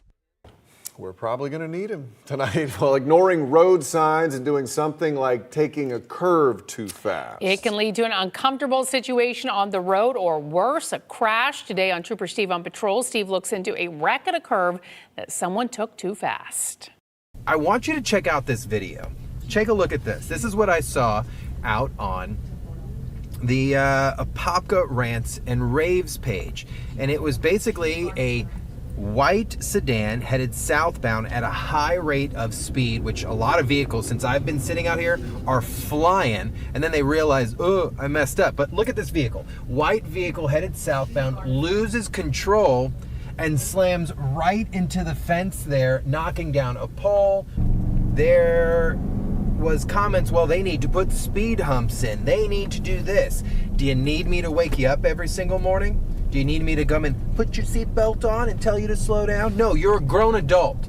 So as you're traveling out here, there is a digital sign that shows you your speed. It also lets you know that you should be taking this curve at 15 miles an hour. So you can watch Trooper Steve on patrol weekdays at 2:30 in the afternoon, 8:30 at night on News 6 Plus and the News 6 app. Well, Central Florida woman says she bought a puppy, brought her home. This was her dream puppy, only to lose it days later. I did not get a healthy dog. I got a sick dog. Coming up, how a new Florida law could help other pet owners fight back.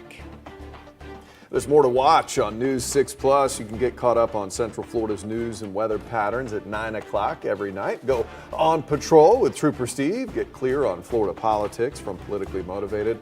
And celebrate the best of Central Florida with Are We There Yet? The News 6 Insiders. You can watch it all now. Just get the News 6 app loaded right there on your smart TV. And you can download our streaming app for free. Just search WKMG in your smart TV's app store. It's also available on Roku, Apple TV, and Fire TV. This portion of the news is sponsored by Shark Coatings.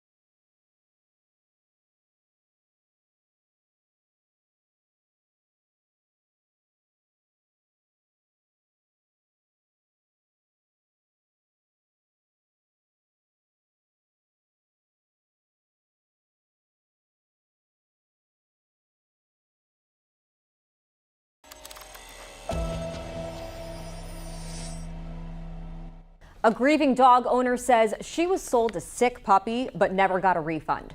I'm News 6 investigator Erica Bergoglio. There's a new state law that gives pet owners new legal power when it comes to holding sellers accountable. She was going to be my family. My family.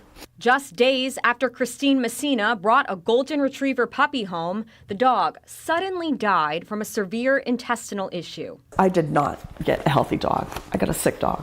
The man who sold her the dog eventually agreed to give her a refund, Messina claims, but the money never arrived. When Messina first picked up the dog, she says she was given this veterinary certificate confirming the dog was healthy.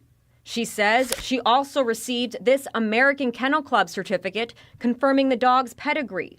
But News 6 discovered both of these documents may be fraudulent.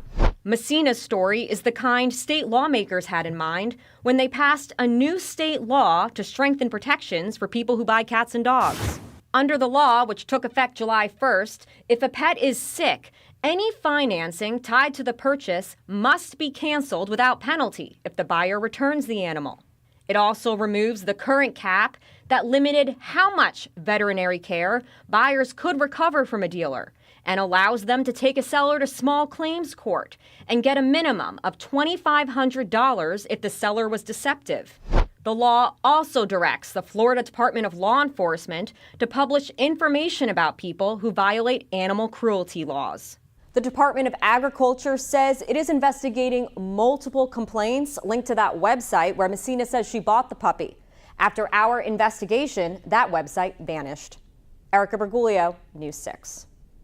All right, do you want to get back over to Jonathan Kagas, who is tracking that severe thunderstorm warning that is in effect right now for some parts of Central Florida? Yeah, we had this big cluster of thunderstorms that have kind of come together in the northeastern side of Orange County, especially into northern Brevard, and then also parts of southern Volusia. That's where we have a new severe thunderstorm warning for the south side of Volusia County. That's going to roll until 6:15. We'll take it closer in again. It's just the extreme southeastern tip here as some of the stronger winds start to race out ahead of the parent thunderstorm. We'll take it closer to Chuliota. We have a severe thunderstorm warning for us until as we approach the 6 o'clock hour. Again, you can clearly see the darker reds and purples there, indicating where we have very heavy rain, likely some small hail, maybe the size of peas or nickels out there going on. Again, this is all kind of converging on Southmere, into Mims, into Titusville, Port St. John. Good evening. We're on the drier side. Let me turn the loop on here for you to show exactly where this thing is coming from and where it's kind of meandering around. Again, the northern side of Brevard County, Titusville,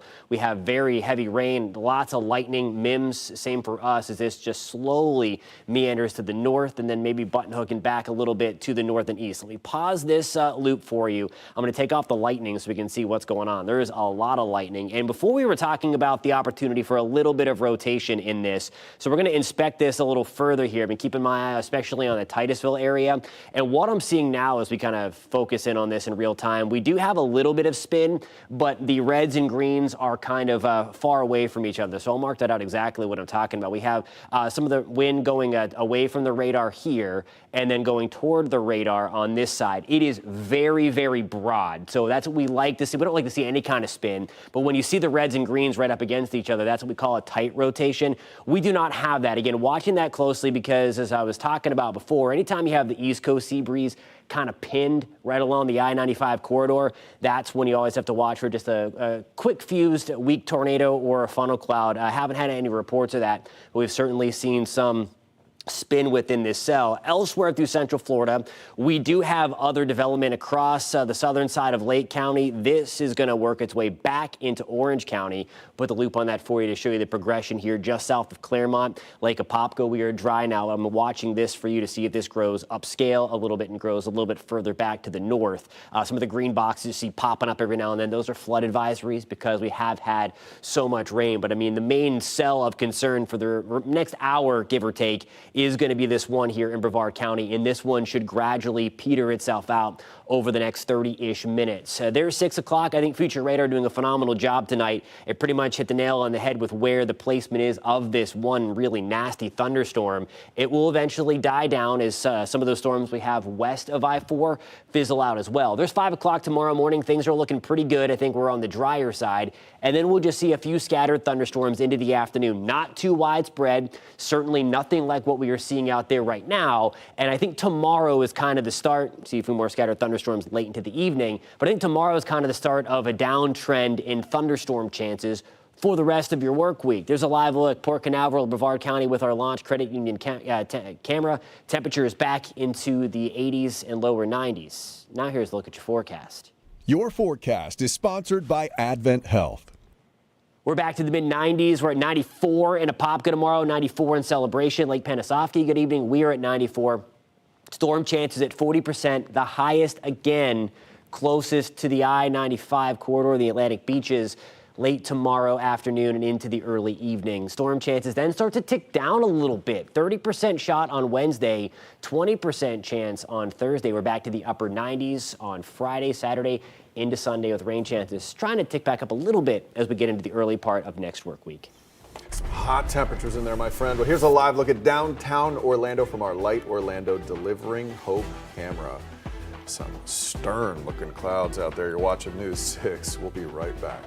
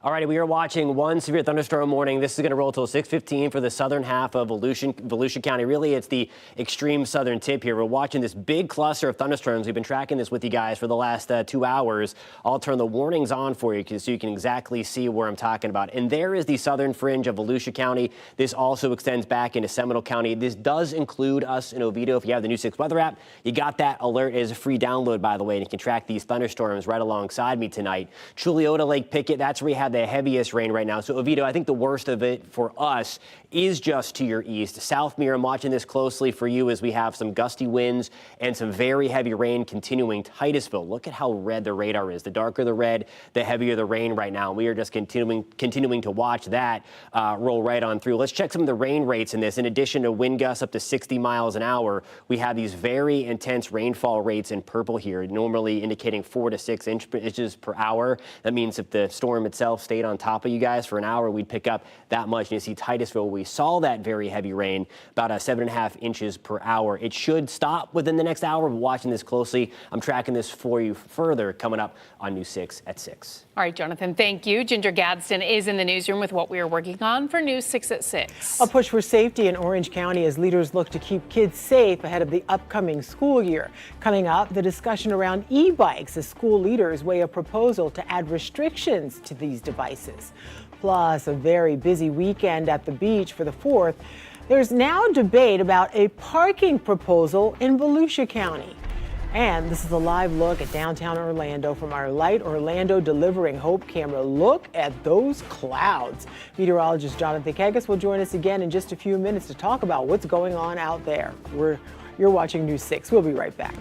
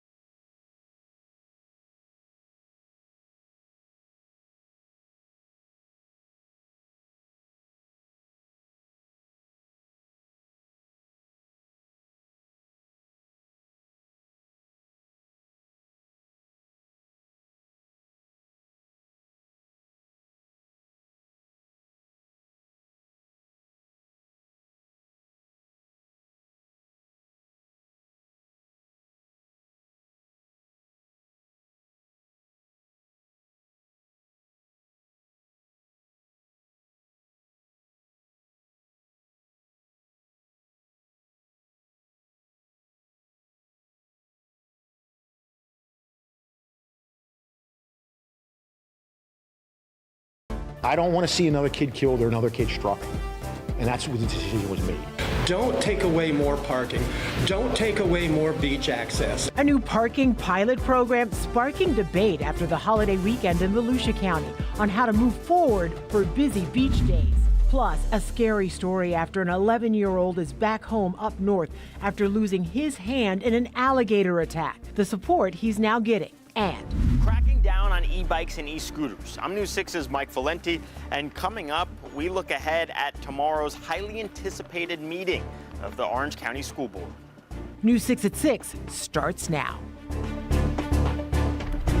We begin tonight with a live look over Daytona Beach as parts of Central Florida have seen storms roll in and out through most of the afternoon. Yeah, it was a wet start to the week for a lot of us. And we want to check in now with meteorologist Jonathan Kegas with a look at your forecast right now. I just had that downtown Orlando look at the end of the last hour. It was ominous looking out there. Yes, yeah, we're watching some really nasty stuff. We still have an active severe thunderstorm warning for the next 15 minutes for us in the extreme southern corner of Volusia County and the eastern side of Seminole County. This is going to roll for about the next 15 minutes. This storm, though, it continues to show signs of weakening, although it doesn't look like it from this perspective on radar. We have some very heavy rain and gusty winds. Again, those severe warnings are issued for winds or hail. And at least we're starting to see things pipe down a little bit in the wind department. Titusville, though, the rain is still coming down. We are now outside of that warning. Mims, same for us. Southmere, there's the heavier rain that we were just talking about a few minutes ago, already surging back in. Oviedo, it is still raining heavily, although the strongest part of this cell that we are still under a severe thunderstorm warning is just to our east, closer to Iowa City and Chulliota tonight. There's the very heavy rainfall. You see a lot of lightning strikes again. Right around the Chulliota area, Snow Hill Road in Chulliota, Willingham Road, just getting tons and tons of rain. Again, we checked up on the rainfall rates about 5 minutes ago, and they were anywhere from 4 to 7 inches per hour. Let me put the loop on this for you to show you exactly what's going on. And it's kind of run into the East Coast sea breeze, and it's not really letting it get out into the Atlantic much. We're starting to see some of it head off towards the spaceport tonight. Nonetheless, this is going to be working on petering itself out gradually over the next 45 minutes to an hour. We do have extra development back off toward our west. We didn't have this much lightning when we checked up on this about 15 minutes ago. Now we do as it kind of works its way closer to the 429 south of Lake Apopka this evening. So close eye on this as it approaches the areas just south of the Orlando metro area, including the attractions in Windermere. I'll have the latest on that cell as well as the severe thunderstorm warned cell coming up at about 6:15, guys. All right, Jonathan, thank you. Well, if you went to the beach in Volusia over the weekend and noticed there was less parking on the beach, it's part of a new safety tactic the sheriff's office is trying out. The sheriff says they're decreasing the number of spots on a busy holiday weekend to try to make it safer on the beach from cars and people that just seem to mix together a little too much on those days. But other county leaders are arguing taking away parking isn't the way to do this. Your Volusia County community correspondent Molly Reed spoke with both sides. The county and the sheriff say that they are still evaluating how this worked over the 4th of July weekend and debating using it going forward on all major busy beach weekends. Some aren't on board with it, though. Myself, the deputy county manager, all the beach staff and my command staff sat down and talked about, is there something differently we can do to protect children on the beach? The sheriff says under this pilot, they take away 125 on-beach parking spaces at 10 of the county's busiest beach parks. During Memorial Day weekend, a 22-month-old girl was killed in New Smyrna Beach when she darted into the traffic lane. Before that, a 3-year-old was hit in April during Jeep Beach, but survived. I don't want to see another kid killed or another kid struck. And that's what the decision was made. The sheriff also posting this 16-minute video to Facebook, he says, shows deputies talking to families who appreciated it. I love it. I think it's a great idea. It's not drive-free, it's no parking in that zone. So we decided, since a lot of families use the parks because of the amenities there, that let's try it. But not everyone agrees with the tactic. The solution is to open up more beach. Beach access is beach driving. So we got to open up more beach to where cars can get there and park and get out of the car and enjoy the beach. One of the most vocal against it, Volusia County Council Chair Jeff Brower, who thinks opening up the beach more would actually keep it safer and thinks this method is a way to start limiting beach driving altogether. Don't take away more parking. Don't take away more beach access. And that is what's happening. Again, this was just for the 4th of July weekend. So far, the county says it's going to gather more feedback as part of its operational review, but have not said how it's going to do so yet. It says it will then use that and other evaluations to debate using this in the future. I'm your Volusia County community correspondent, Molly Reed, News 6. Developing tonight, we are learning the chilling details of the woman who was killed by an alligator late last month. Yeah, the medical examiner's office releasing a report today. I want to warn you, some of the details are pretty gruesome. But according to the medical examiner's office report, one of the 2 gators killed by FWC in the Little Big Econ State Forest had teeth marks matching what was found on Brittany Clark's left arm. Also, according to the report, that 31-year-old who was swimming in shoulder-deep water when a gator bit her arm, and it started a death roll at the time. Officials say her boyfriend tried to free her by grabbing the gator when both were taken underwater. It released and grabbed Clark's other arm. Officials say her left arm was mostly torn off at her shoulder blade. Meanwhile, an 11-year-old boy is back home in Pennsylvania after losing his hand in a gator attack during a father and son fishing trip last week in Marion County. Now his family is sharing what happened and the support they say is helping him through a very long recovery. News 6's Alex Cook is in Umatilla. Brody's father jumped into the water on top of the gator and tried to pry his mouth open. Family member Andrew Rains says Brody was here fishing with his dad at Nelson's Fish Camp. He had just caught a fish, unhooked it, and was releasing it when that gator attacked. Now the family says Brody is back in Pennsylvania, where his long road to recovery is just beginning. The gator rolled, and that's what ultimately severed Brody's hand. The family says the attack was over in moments, but what comes next for Brody won't be. He's back home with his mom now, beginning to adapt to life without his right hand. The 2 loves of his life were baseball and fishing. That's what he did all the time. If he wasn't playing baseball, he was fishing. So. The family says his travel baseball coach drove to Florida to visit him in the hospital. Since then, they've been raising money through GoFundMe to help with medical bills and lost income. I just want to see him smile again and get back to being the same kid I knew. That's really it. The family says they're grateful for every person who's donated, shared Brody's story, or reached out to ask how they could help. They said it helps them realize they're not in this alone. In Umatilla, Alex Cook, News 6. A wellness check in Flagler County ends with a man being rescued from a snake and gator-infested waterway and now facing some pretty serious charges.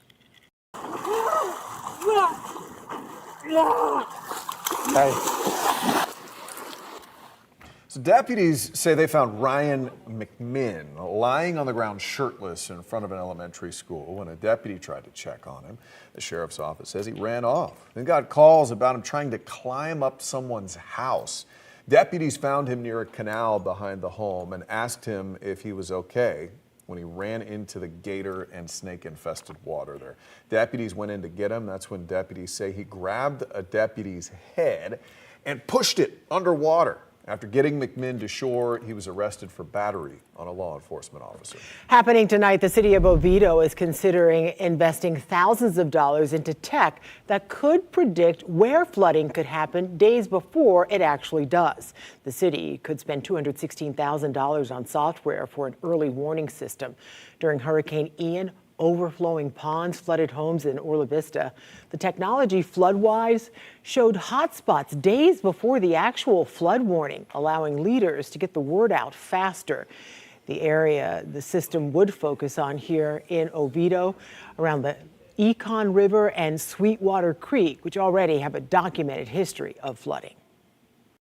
I look at this and think, well, the rain's coming. We can't stop the rain. We saw what Ian did. Maybe we can anecdotally remember that, yes, these places will flood. The city council will decide if a more detailed extent of the flooding is worth the investment. The meeting starts at 6:30 at City Hall. Well, if you're a parent in Orange County and you're worried about the prevalence of these things, e-bikes and scooters, tomorrow's school board meeting will be a must-watch. Orange County School Board members are set to discuss some newly proposed restrictions on the use of these motorized devices. Your Orange County community correspondent, Mike Valenti, got a hold of the changes they're considering. Before we're inside the school board building for Tuesday's meeting, I figured I'd go ahead and print out these proposed rules surrounding micro-mobility devices. And the first thing that jumps out at me is that elementary school students would be prohibited from bringing e-bikes or e-scooters onto school property. And then there's a whole lot of rules for middle and high school students. These students will be expected to park their e-bikes or scooters in a bike rack or another place approved by administrators. And they cannot ride their micromobility devices on sidewalks, athletic fields, courts, other spaces at their schools. If you do bring one of these e-bikes or e-scooters to your school, you're basically agreeing that they're subject to a search, even by canine detection dogs. School board should definitely be doing something, 100%. The Orange County School Board is tackling this subject due to what it describes as the rapid growth in student use of these devices, noting that there's been an increase in student injuries and near-miss incidents on and around school campuses. Too fast. Slow them down. Tuesday's work session kicks off at noon, and we will be inside to listen intently on this highly anticipated discussion. I'm your Orange County community correspondent, Mike Valenti, News 6. All right, just minutes ago, if you are in this area, you got some bells and whistles, certainly if you have the free News 6 weather app. One of the bigger warnings we have here, flash flood warning, was just issued by the National Weather Service. We've been talking about this for about an hour, the torrential rain, and look at what we've picked up over the last 3 hours here, most of this really within the last 2. Anywhere from about 4 to 6 inches of rain the radar is estimating. There are a couple of reports around Titusville of some flooding already on some roadways, so just keep that in mind. Be very, very careful here. Again, this flash flood warning is going to be including the west side of Titusville, certainly Mims, Southmere as well, certainly in this bullseye. Christmas, we are included in that flash flood warning as well, extending back into the northeast corner of Orange County. Again, if you see water that is on the roadways, do not attempt to drive through it. Again, there's rescues going on right now. There's some cars that are having some issues out there, especially around in Titusville. So just keep that in mind, please, that we don't want to put anybody else in harm's way here. But that's a lot of rain in a very short amount of time, and that is why that flash flood warning has been issued here. We'll take all of the boxes off you see on the screen, and we're going to look at the storm itself that is still rolling tonight. It is much weaker than it was, but that rain is still coming down, especially around Mims. Again, there is that kind of rust purple colored box that you see there. That is the flash flood warning that rolls into orange till 7:30, also for Brevard until 7:30 at night. And again, we're going to continue to watch the rain get lighter and lighter, but we've already picked up anywhere from 4 to 6 inches of rain estimated by radar in this area. I have my eye on this one as well as another developing thunderstorm in Southern Lake. We're going to talk about that coming up on the other side of this break.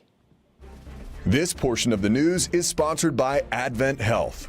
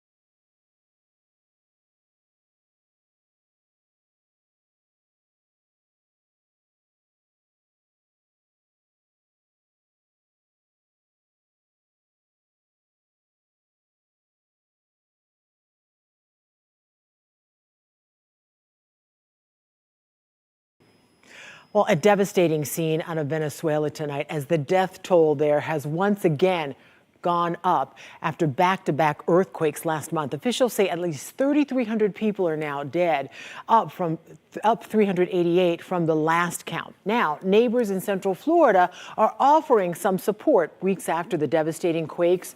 We're continuing to see how people here in Central Florida are stepping up to help. Your Seminole County community correspondent Catherine Silver is in Sanford. Baby supplies, medicine, non-perishable food items. This is just a small glimpse of all the help that's needed in Venezuela. We met a family who's collecting donations right out of their home here in Sanford. We are from Venezuela, so this is the least that we can do for our people. Tatiana Neal and her daughter Catherine posted on social media and have been relying on word of mouth to spread the word that they have set up a place for people to donate supplies. They tell us they plan to keep up their collection drive for the foreseeable future because help in Venezuela will be needed for months to come. They say they had to do something after watching this disaster unfold thousands of miles away. Our family, it's fine, they are fine, scared, but it's a lot of families that are not. So it's almost like you cannot enjoy the relief of knowing that your family is okay because it's tens of thousands of families that are not okay. They have lost everything, they have lost people. They're encouraging people to stop by and drop donations right under this tent. It's happening here at 19th and Park Avenue in Sanford. We're sharing that location and the organization that they're partnering with to get all the supplies to Venezuela on clickorlando.com. In Seminole County, I'm Catherine Silver, News 6. In Orange County, a powerful round of storms forcing dozens of people out of their homes right near the Magic Kingdom. Lightning may have caused a fire to spread at the Buena Vista Apartments off Reams Road. Crews on scene tell us there are several apartments that are too badly damaged from smoke and water. Neighbors tell News 6 they heard the lightning strike close by. The whole building was evacuated. At least 5 apartments are now unlivable because of fire and water damage. We've had many storms, but I never heard that anything had impacted a building or anything of the sort. That was scary. One person was hurt by broken glass trying to rescue an animal. A firefighter was treated for heat exhaustion out there. Now, both of them are expected to be okay. The cause of the fire now under investigation. The Red Cross says it's helping support those displaced families. Yeah, and that is the danger this time of year with this kind of weather. When you have a lot of lightning strikes, it could lead to something like that, although they're still investigating. Meteorologist Jonathan Kegas joins us now. What an active day we're seeing. Yeah, and hot off the press, we do have a new severe thunderstorm warning to talk about. This is going to be mainly for the Cape here, extreme northern Brevard County. You see that yellow polygon that includes Kennedy Space Center and parts of Merritt Island on the eastern side of Titusville. We'll take you closer in here.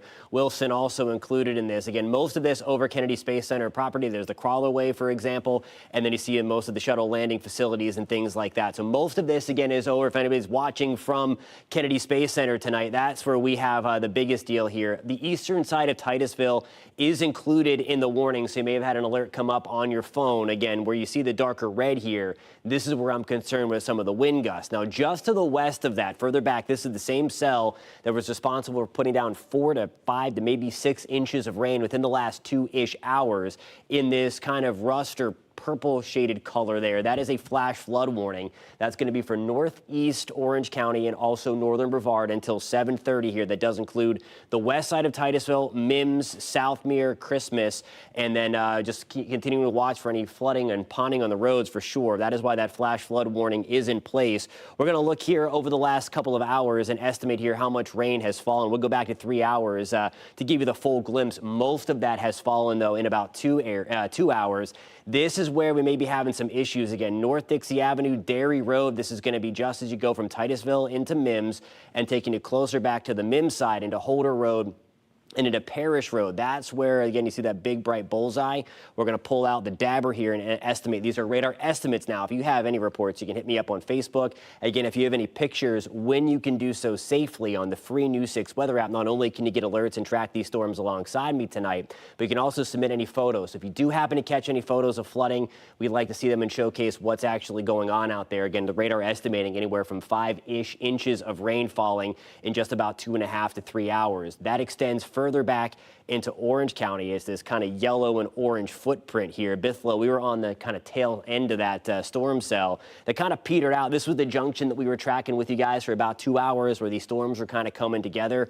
Christmas, we'll get in here and estimate how much rain has fallen for you guys. And again, about 4 inches of rain in the last 3 hours. And again, most of that really falling within a couple. That's right over East Colonial Drive tonight. So again, just be careful if you do encounter any flooded roadways. Don't be a hero. Don't try to drive through it. That's where, unfortunately, most of the fatalities occur.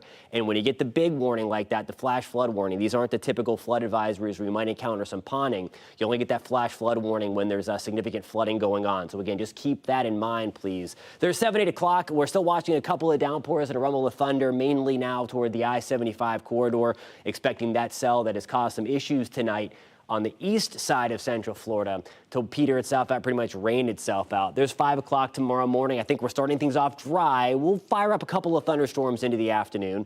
That's 2 o'clock. I think most of us are dry by this point. And then once we get into the afternoon, I think we'll see just a 40% shot for thunderstorms as we move forward. There's our Daytona Beach Skycam. It is looking down the beach, so this is going to be pointed towards those nasty cells in extreme southern Volusia, northern Brevard County. You see the dark skies again. Let's get a live look at those storms. We're back to the upper 70s. The breeze right now out of the south at about 6 miles an hour. Now here's a look at your forecast. Your forecast is sponsored by Strata Services. Temperatures tomorrow back to the mid-90s. Storm chances at 40%. I think tomorrow's kind of the start of a downtrend in thunderstorms. Certainly not bone dry tomorrow, but they will be a little bit lower than today. 30% shot on Wednesday. And then there's Thursday and Friday. We have some of that Saharan dust coming through. We're going to talk more about that tonight at 11 when things are much quieter.